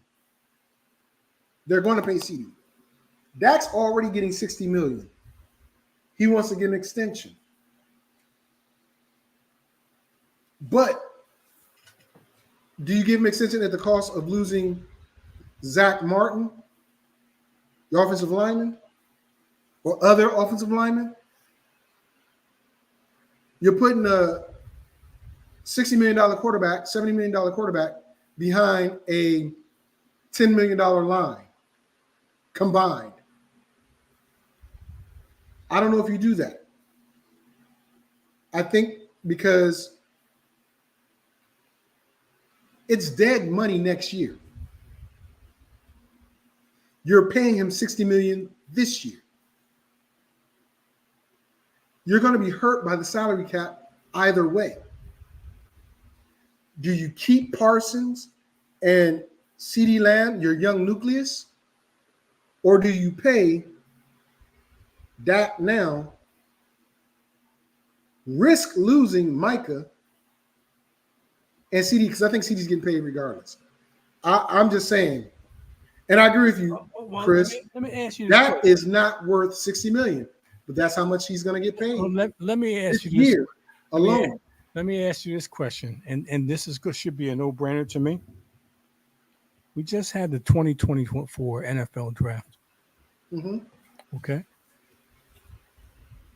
What was the majority of teams? What did the majority of teams need? A quarterback. No, the majority of teams did not need a quarterback.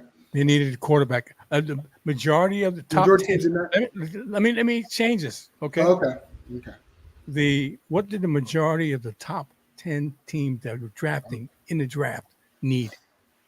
A quarterback. Okay. You have a quarterback. If you don't have a quarterback, you don't have anything. You need a quarterback. Quarterback is the most important player on the team. A receiver. You see the money growing for the wide receivers. You need a bona fide number one wide receiver. So you need a quarterback and you need a wide receiver. You don't need in my opinion, an overrated defensive player in Micah Parsons. In my opinion, he's overrated. The only one that thinks very highly of Micah Parsons is Micah Parsons. But if it was a choice between CeeDee Lamb, Dak Prescott, Micah Parsons, it's a no-brainer. It's a no-brainer. You need a quarterback. You need a bona fide number one wide receiver. It's all about the offense, baby. You got to be able to score and put the pressure on defenses. That's the bottom line. Well, Micah puts pressure on defenses, and I'll tell you this. You're right. You do need that quarterback. But here's the thing. Here's the other thing you mentioned that you probably didn't focus on. Top 10 teams, top 12 teams actually, needed a quarterback, right? They got a quarterback on a 5-year deal that's cap friendly, so you can pay everybody else. Right now, if you pay Dak, you can't pay everybody else. You spend a 3rd-round draft pick on Trey Lance, who hasn't sniffed the field. So you get rid of Dak, use that 3rd-round pick in Trey Lance, while also drafting a quarterback, because you got Shadur coming out next year. And his daddy already said he don't want him playing for nobody but Washington, Baltimore, Dallas, and Atlanta. Those are the 4 teams he said he's going to let Shedeur play for. Now, projected number 1, maybe number 2, because some people have another quarterback ahead of him. Let's say you don't get a quarterback next year. 2026, there's some nice quarterbacks coming out. But the point is, you have a cap-friendly contract with these young guns coming out. With Dak, you don't have that flexibility over the next 4 to 5 years if you extend him. You don't. Dak isn't that good. He's good, but he's not, I can overcome everything because I'm getting all the money good. That's why I say you let Dak go and you keep Micah, who is that player that impacts the defense, who impacts the opposing offense. I don't know what you're looking at, but okay. That's just my thoughts on it. You don't have a quarterback, you don't have anything. A franchise quarterback affects the whole team. He does. Affects the offense and a mindset of the offense, affects the defense and the mindset of the defense. If you don't have a quarterback, I'm sick of Dak and Jerry. Okay, no problem. He ain't talking about you. He's talking about Jerry Jones. Okay. Anyway. No, I'm just saying, okay. I got to think that, okay, you think of Dak. Okay, you put in Trey Lance. You don't know what you're getting with Trey Lance. You have no idea what he's a huge question mark. Okay, he's been sitting on the bench. You don't know what you're getting with Trey Lance. You are getting cap relief. That's what you are getting. That you know. Well, you want cap relief, or you want to be able to win. That's the bottom line. Right. You're right. But do you want to be able to protect that quarterback, or just let him keep getting hit left and right because you can't afford to pay nobody else? Like I said, do you want to win, or do you want to protect your cap? Come on, man. He can't win if he's on his back. Hey, that's the trade-off you have. That's the trade-off every team has. They have to either pay their quarterback or take the cap hit. They have to pay the quarterback and take the cap hit if they want to. That's what he says. Well, he had 8 years. Okay. Come on now. And this is what Chris says, which is also true. Okay. But hello. Wait, let me ask you something here. You see that statement? Look at that statement again. Look at that statement. It says, how many playoff games he gets you to the playoffs. He gets you to the playoffs. There's no guarantee that any other quarterback is going to get you to the playoffs. You're right. Guarantee that. You're right. But with that, JT, he hasn't won a playoff game, and he's taking up a lot of money. He gets you Jerry, but he's taking up so much money that you can't put nothing around him, and he hasn't given you a playoff win. Getting there is good. Don't get me wrong. But if you can't win because you don't have the tools around you, what's the point of getting there? That means you're just one game better than the other 16 teams that didn't make, 18 teams that didn't make the playoffs. That's the point. You have got to surround whoever the quarterback is with talent. You got to, if you don't have the money for that, because you're giving it all to Dak, making the playoffs means nothing. Let me put it this way. If you have a bunch of talent around a quarterback and the quarterback can't deliver, what good is it? What good is it? It's no good. You're right. You're right. It's no good, but you can also run the ball a lot more effectively because you can protect that quarterback from himself. Look, and sooner or later, in the play, especially in the playoffs, a quarterback has to make a play. Sooner or later, I don't care how much you run the ball and protect the so-called protect the quarterback. You're going to look at that quarterback. You got to make a play. You got in order in order for us advance, the quarterback has to make a play.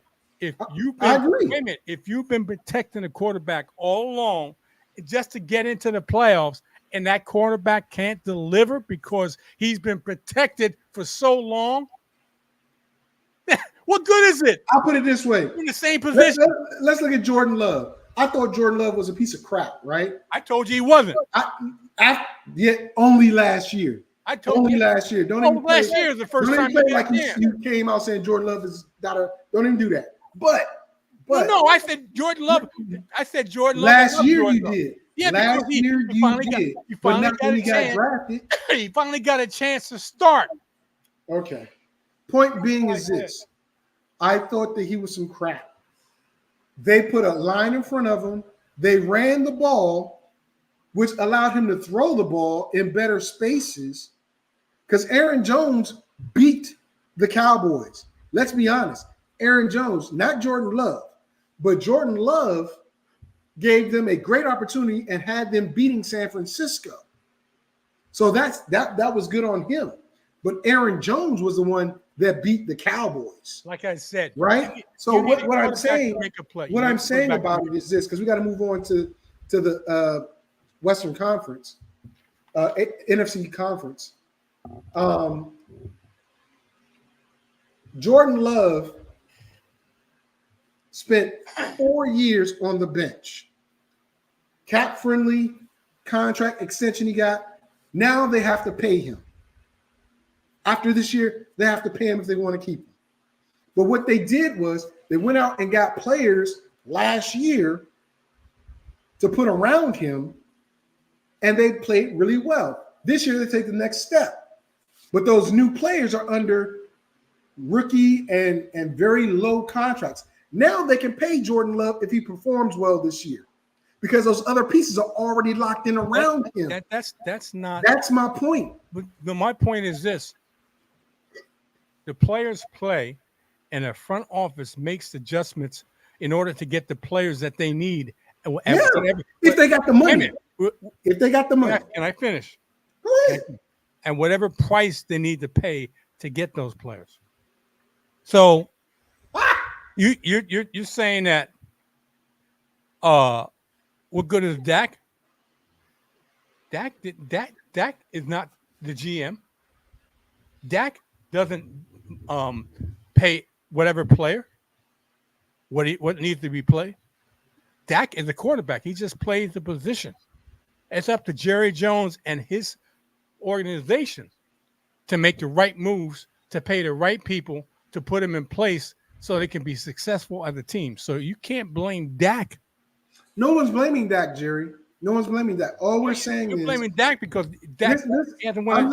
I'm blaming the salary. Playoff game. The salary of Dak is my point. Well, who's fault in that?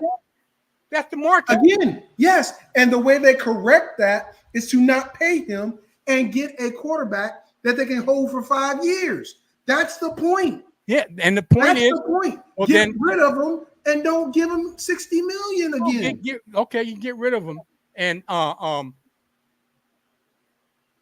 when you're in formation, and let me put it this way, I'm gonna put it this in this. God, here we go. I'm gonna put it like this. I just thought this. I'm gonna put it like this. Okay. When you're in formation, and this is the analogy that I'm making toward the team. Keep going. And you're saying get rid of Dak. That's just like you're in a platoon and you're in a formation, and either your sergeant or your officer says, I need 2 volunteers, and everybody takes a step back. That's what's going to happen when you don't pay Dak. You're going to take a step back. Guy, take a step back. Guy, you're going to take a step back either way because either you don't know the Dallas Cowboys salary situation. That's the thing. I'm talking to somebody that don't know the Dallas Cowboys salary situation. They don't have any money to pay a lot of people. Well, you don't know that. Yes, I do. You don't know. I know their salary situation. I don't know. You don't know what I don't know. They're gonna have to assume. They're gonna have no, dude. You're assuming I don't know. Oh, well, you're right. That part, yes. Because if you knew their salary cap situation, I think you would probably think differently. No, I don't think differently, but the fact is this. Move on. We're gonna move on. The fact is this. We're gonna move on. They know they have a quarterback that they have to pay. They don't have to pay him is the point. Wait a minute. They know that if they don't pay him, that is a strong percentage or high percentage that they'll take a step back. Okay. Yes. Okay. I agree. And can they afford to take a step back and not make the playoffs? Because anytime you make the playoffs, you got a chance. You may not win a playoff game, but anytime you make the playoffs, you got a chance. You have no chance if you don't make the playoffs. But you have got to move away from a quarterback that's eating up 20% or better of your salary cap. It's a lot and of quarterbacks. You don't have maneuverability for the offensive defensive line. Let me put it this way. That's not the quarterback's fault. That's the Jerry, organization. no one listen. Again, you're fighting a fight that you don't need to fight because no one's disagreeing with you on that. All we're saying is the results aren't equaling the pay. And since the results aren't equaling the pay, you need to shift the pay. So understanding you're going to have to take a step back, but when you take a step back, you're going to fill those gaps so that in a year or two, you have that quarterback with the weapons needed. There's no guarantee to of that. perform. There's no guarantee of that. That's what I'm trying to tell Jerry, you. Jerry, Wait a minute. there's no guarantee, but you have the money to put new pieces in place that you did not have before. You keep throwing money at it, but money. If none of these quarterbacks, so okay, say you move on from Dak, and you put Trey Lance, and Trey Lance doesn't pan out, then you got to go and try and get another quarterback, and that doesn't pan out. Then you chase your money because now you got 4 years with no quarterback, and you're still searching for a quarterback when you could have had Dak. Now, I'm not saying that's right, but you know what you got, and you don't. And if you with Dak, you don't know what you have if you move from Dak to somebody else. Yeah, Jerry, listen, you can keep Dak if you want to, but when you don't have anybody to throw the ball to him, for him to throw the ball to, or you don't have anybody to block for him, or anybody to run for him, and you're only relying on Dak, then you're losing regardless. So you have got to, and this is the business acumen part of it, as the GM that says, okay, and I'm going to put this up because he put in big, bold letters for you. When you have the same result over 8 years, you're not even looking at what he's saying. I don't know what you're doing, but I'm listening to you. For 8 years, okay. Dak hasn't panned out. Okay, for 8 years. So yes, okay. And now you're going to move on 60 million. You're going to move on. You got 60 million. You're going to move on to on the block. You're wasting that 60 million where it could be divided up to get you more offensive linemen and to pay Michael Parsons. But you still need a quarterback. But you still need a quarterback. But you're going to draft one and develop them with a 5-year contract. Let me put it this way. A 5-year contract. Let me put it this way. Not a 1 year. Let me put it this way. That's what you're doing. That's what you're doing. You're crossing your fingers. You're crossing your fingers when you get What we're about to do is we'll cross our fingers, take a break, come back, and try to finish the NFC West. Embark on an unforgettable journey through Egypt with Hues of Africa and Soul Journey Travel.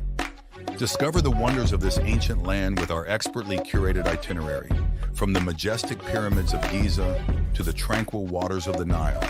Immerse yourself in the rich history and vibrant culture of Egypt.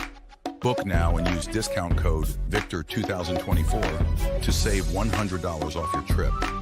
Single and dual occupancy options available with flexible payment plans. Visit our website for more details and start your adventure today. All right, we're back, ladies and gentlemen. At least I'm back. JT, I guess, stepped off camera. I can't see what he's doing. Oh, he's sitting down. Okay. All right, so let's jump right into the Arizona Cardinals. Now, this is going to be my new second team. I'm going to support the Cardinals. And, yeah, it's just that simple. I'm going to support the Cardinals. They're at a situation where they're rebuilding, and they have 2 solid building blocks, and they're trying to put things around them. Got to move some money around and make things happen, but I believe it's going to happen. So they open up the season, week 1 at Buffalo. Listen, I love Kyler. I think Marvin Harrison Jr. is a great talent. James Conner says he's going to have a great year. But I think Buffalo has just enough firepower to beat the Cardinals, so they lose that game. Week 2, they are home for the Rams. The Rams are a up-and-coming team with more offensive power than the Cardinals. Just putting it out there. I got to go with the Rams. Week 3, they've got the Lions coming to town. Not going to spend too much time on it. The Lions beat them. Week 4, I'm going to be at this game. And I will not be supporting the Cardinals, but I'll be at the game. The Commanders come to town. This is going to be an interesting game because you got the young guns and the young talent, and you also have the former head coach, now offensive coordinator for Washington, calling the plays for the Commanders. Tough game. But I think Kyler Murray and company lose again. Then they start the season 0-4. JT. I think they beat Washington. The other 3 games, I think they lose. So you think they're 1-3? All right. Yes. Moving on, at San Francisco, they're not ready to compete with San Francisco, even though it's a division game. And their schedule's kind of tough, y'all. It really is. I think they're going to come out the block and lose these first 5 games. I really do. At Green Bay, they're tired of losing. I think they surprise Green Bay and beat Green Bay week 6. Week 7, they take on the Chargers. I got the Chargers winning that game. Now, look, it's not looking good. It's not looking good because they got to go to Miami. They're 1-7 at this point in my book. 1-7. It's not good in Arizona, but better days are coming. JT. I agree with. They're 1-7. We just differ on what games they win and lose. Okay. Next 4 games. I got tickets for this Bears game. I'll probably be selling them. And I got tickets for the Jets game. Probably be selling those too. I'll get a pretty pity for the Jets game. It's not. Look. I like Caleb. I love all the cast of characters. And matter of fact, the Bears are a perfect example of what I was talking about for the Cowboys. Perfect example. No, not. All the talent that's around Caleb. If Caleb don't produce, they're going to lose. But I think Caleb might produce a little bit this year. But I think in this game, since it's at home, I think the Cardinals win it. I don't know. This is my shot in the dark one. Because on paper, they should literally get blown out. But I think the Cardinals have just enough to beat the Bears. They are home again for the Jets. They lose that game to the Jets and Aaron Rodgers. The bye week can't come any sooner. But after the bye week, they start to pick up a little steam.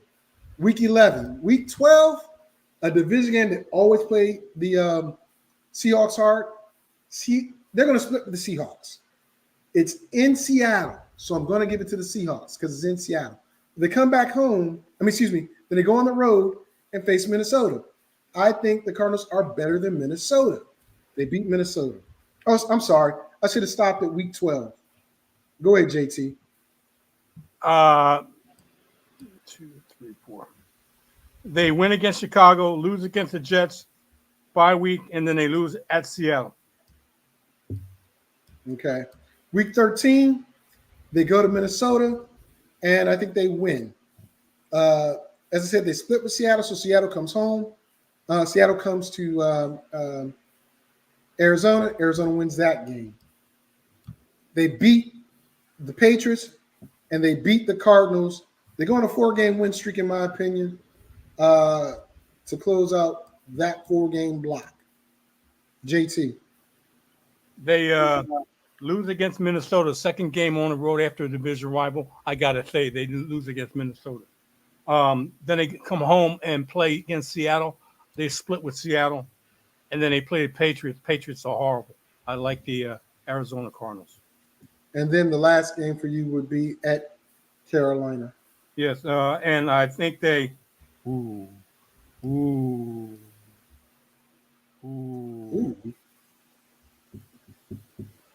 I think this is the trap game here. I think they lose against Carolina. What? Yep. Okay, speaking of trap games, week 17, I think it's a trap game for the Rams. Even though it's Arizona going to the Rams, Arizona beats them because it's a trap game in my opinion. But they finish out the season with a loss to San Francisco. What you got, and what is the record? 2, 3, 4, 5, 6, 7. You have them 7-11. I have them 1, 2, 3, 4, 4-13. Okay. I mean, I don't think it's going to be a good year, but it's better than last. It is better than last. Let's go to Seattle Seahawks.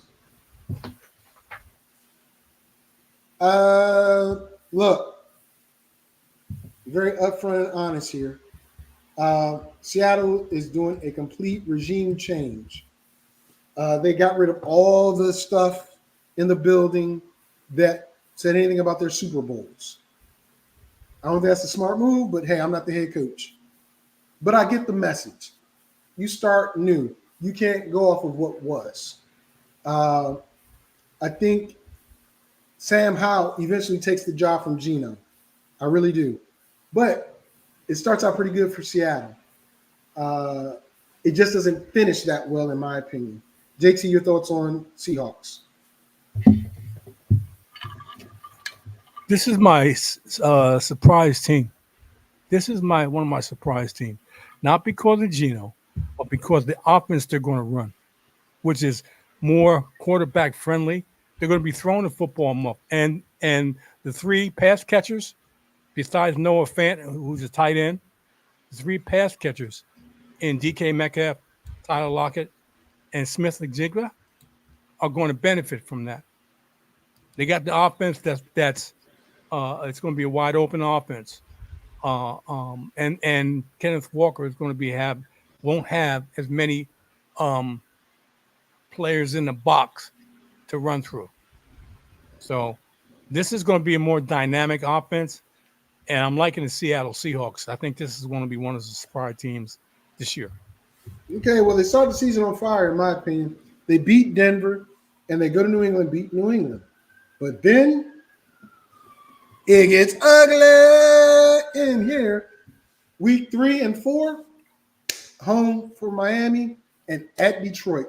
Both are losses. I think they're going to start 2-2. I like them against Miami. I think they're playing home. It's a difference. They're playing home. They're playing in Seattle, and that makes a difference, believe it or not. And I think it's going to be a surprise for Miami because this is the type of team. I tell you, when I said before, I think this is going to be a surprise team. This team's going to be able to score points. They're going to be a more dynamic team. They're not going to be the running like Pete Carroll would like to run the football a lot.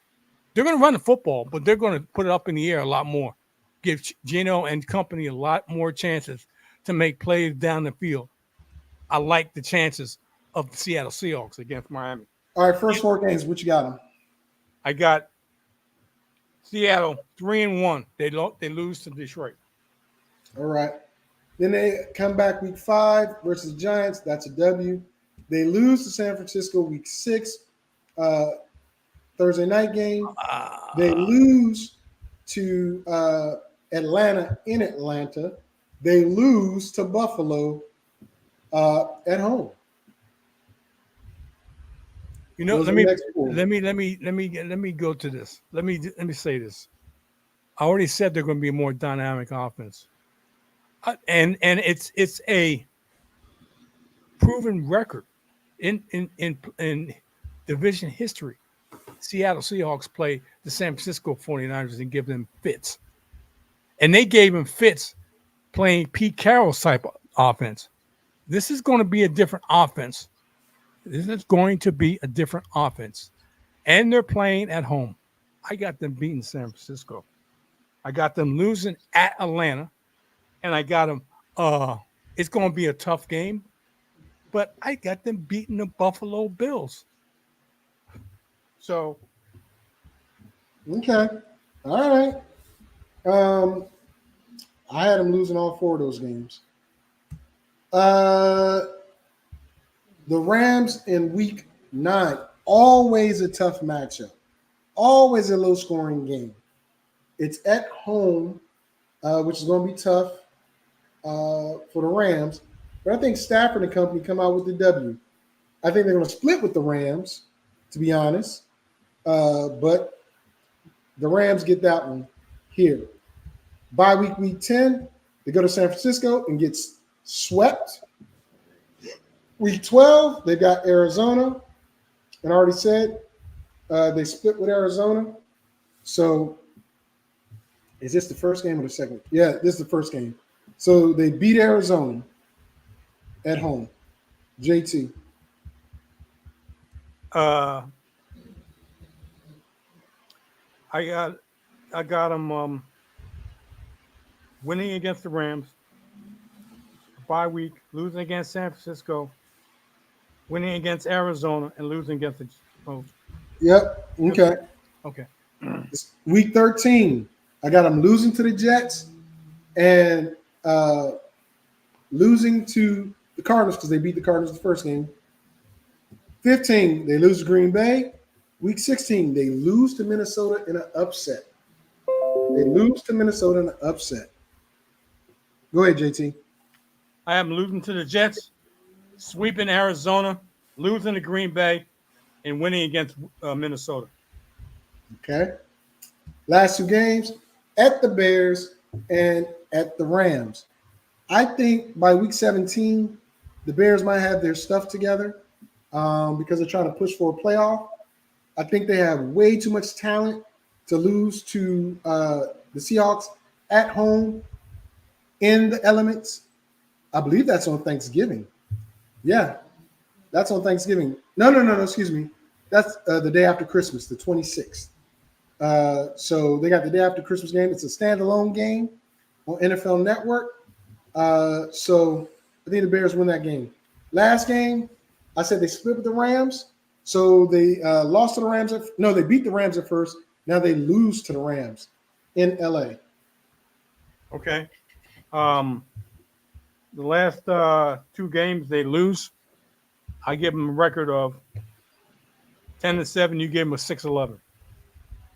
No, that's about right for me. Hey, Chris, thank you for showing up, brother. I appreciate you. Next team, we got the Rams on the clock. So with the Rams on the clock, it's not an easy schedule. It's not a bad schedule either. You know what I'm saying? It could be worse. They open up versus the Lions Sunday Night Football. And the Lions are pretty good, so I got to give it to the Lions. As I said, they're going to split with the Cardinals. So they beat the Cardinals in Arizona, but lose to them at home. They lose to San Francisco. And week 4, I think they got the number of the Bears. I think they have the number of the Bears. So they beat the Bears. I have them going, I think I got them, 2-2?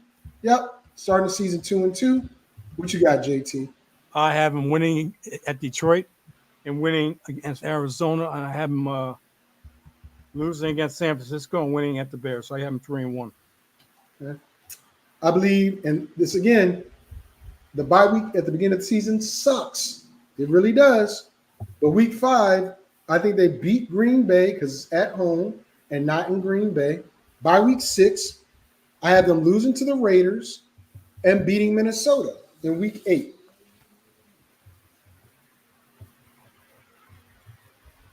Okay. I have them beating Green Bay. I have them losing to the Raiders. And I have them winning against Minnesota. Okay. Week 9. Already said there's a split with Seattle. So this is the first game at Seattle. They lose to Seattle. They lose to Miami because it's it's at home, but still Miami's got too much speed on the AstroTurf. They beat New England, and then big game, Sunday night game versus Philly. Philly's got way too much firepower. I got Philly beating the Rams. Go ahead, JT. They lose to Seattle and Miami. They win New England. They lose to Philly. Okay. They go to New Orleans and they beat New Orleans. Week 14, like I said, I don't know if Buffalo has enough firepower to keep up with Matthew Stafford in them, so I got to give it to the Rams. So Buffalo takes that L. Rams get the W. They lose to the 49ers. Tough game, but they also lose to the Jets. Both games are on the road. Okay. They win in New Orleans. They win against Buffalo, and they lose the 2 away games against San Francisco and the Jets. All right. Now, I said they were going to split with these two. Will they realistically lose the last 2 games of the season? That's tough to lose the last 2 games of the season, especially at home. But I got to give Arizona their credit because they always play them tough, always. And Seattle always plays them tough too. So I'm going to stick to what I said. Arizona wins and Seattle wins. Okay. So you get 1, 2, 3, 4, 5, 6, 7. 7 on 11? 1, That easy can be 9 6, and 7, 8, but 9, 10. yeah. I give them 10 and 7. You give them 7 and 11. Okay. Oh, 6 and 11. I'm sorry. 7 and 10. I'm sorry. 7 and 10. Okay. Yeah, let's make sure we get it right, JT. We don't want to. That's like the third time. we doing 18 games, or what are we doing here? All right. With that being said, it's only one team left, JT. You want to take a break and then come back to it, or do you want to power on through San Francisco 49ers? You're the host, whatever you like. All right. We're going to go right into the San Francisco 49ers. Show's going a little late, but of course, it's divisions, baby. We got to get it right. So, the 49ers, by far the best team in this division. Do they still have what it takes to win this division and go forward to the Super Bowl? I don't think they make the Super Bowl this year. I'll be honest. They might make the championship game, but I don't think they make the Super Bowl. Week 1, they open up with the Jets. Tough game for the Jets. I got to go 49ers. At Minnesota, they beat Minnesota and Sam Darnold. They sweep the Rams, so they beat the Rams, and they beat New England. First 4 games, 4-0. What you got, JT? I concur. You concur. All right, cool. Doesn't give me a little bit more than that, but okay. Week 5, again, they're on a tear, man. They beat Arizona. They beat Seattle. And right now, teams are talking about San Fran and Miami in the Super Bowl, but I don't think either make it. Week 7, that's when they run into some problems. I think Kansas City, they're going to beat Kansas City because, like I said before, this means more to San Francisco than it does Kansas City. I really think so. But week 8, little stumbling block, small stumbling block. They should beat the Cowboys, but I think they take the Cowboys for granted. And it's at home, and the Cowboys come into Levi Stadium and pull off the upset. So you have them beating Arizona, right? They're 7-1. The only loss I have for them is the Cowboys. Well, I haven't beaten the Cowboys. They have the Cowboys number. So they haven't lost the game, in my opinion. Okay. Bye week 9. Not a bad place to have your bye week. Not too early, not too late. They come back. They're going to go to Tampa Bay, beat Tampa Bay, beat Seattle, beat Green Bay. Even though Green Bay almost pulled the upset last year, I think they beat them. They beat Buffalo.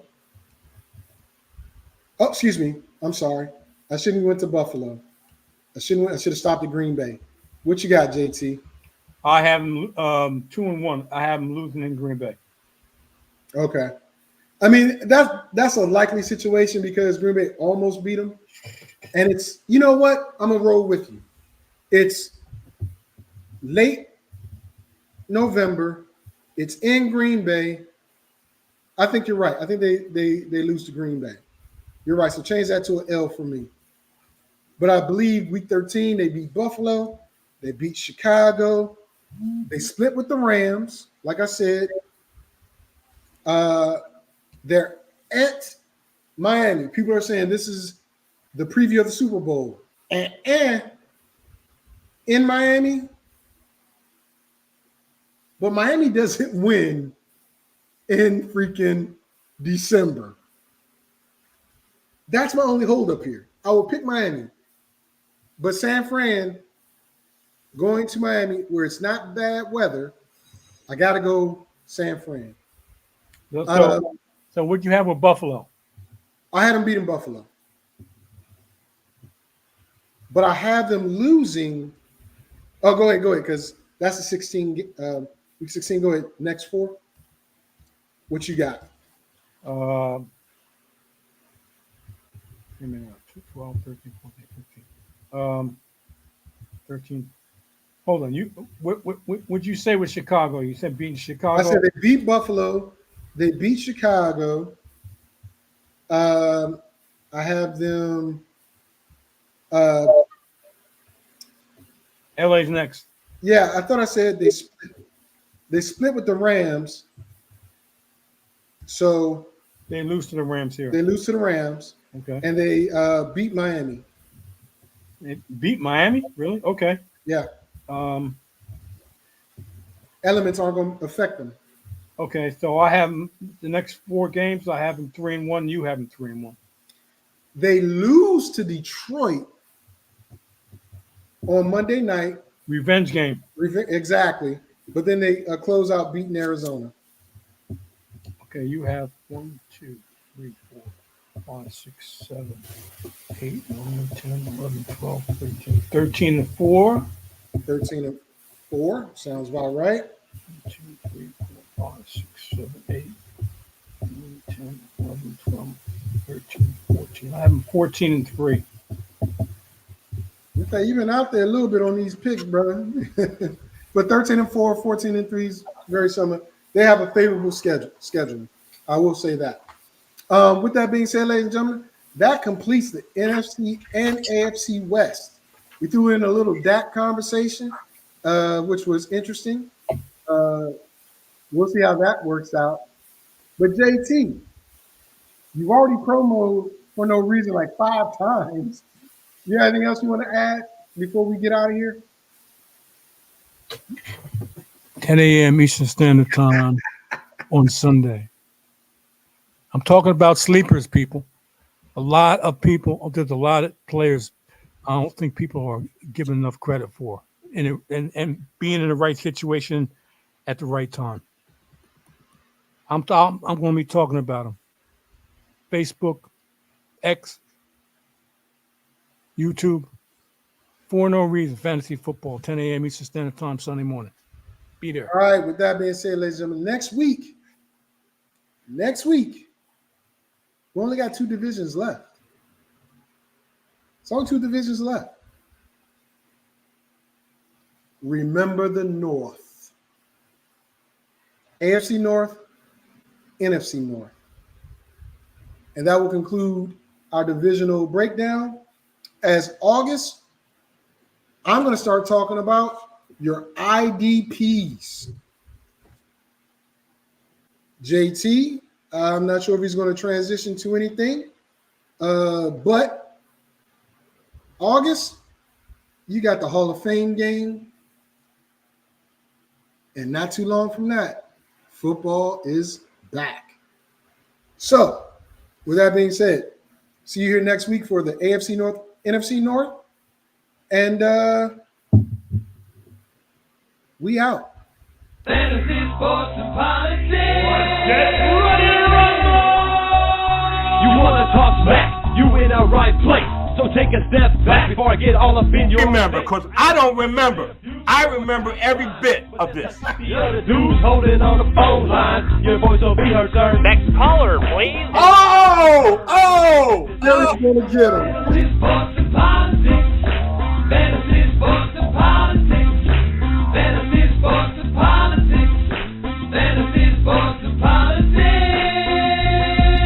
Listeners are asking questions about this week's games, not Jerry's personal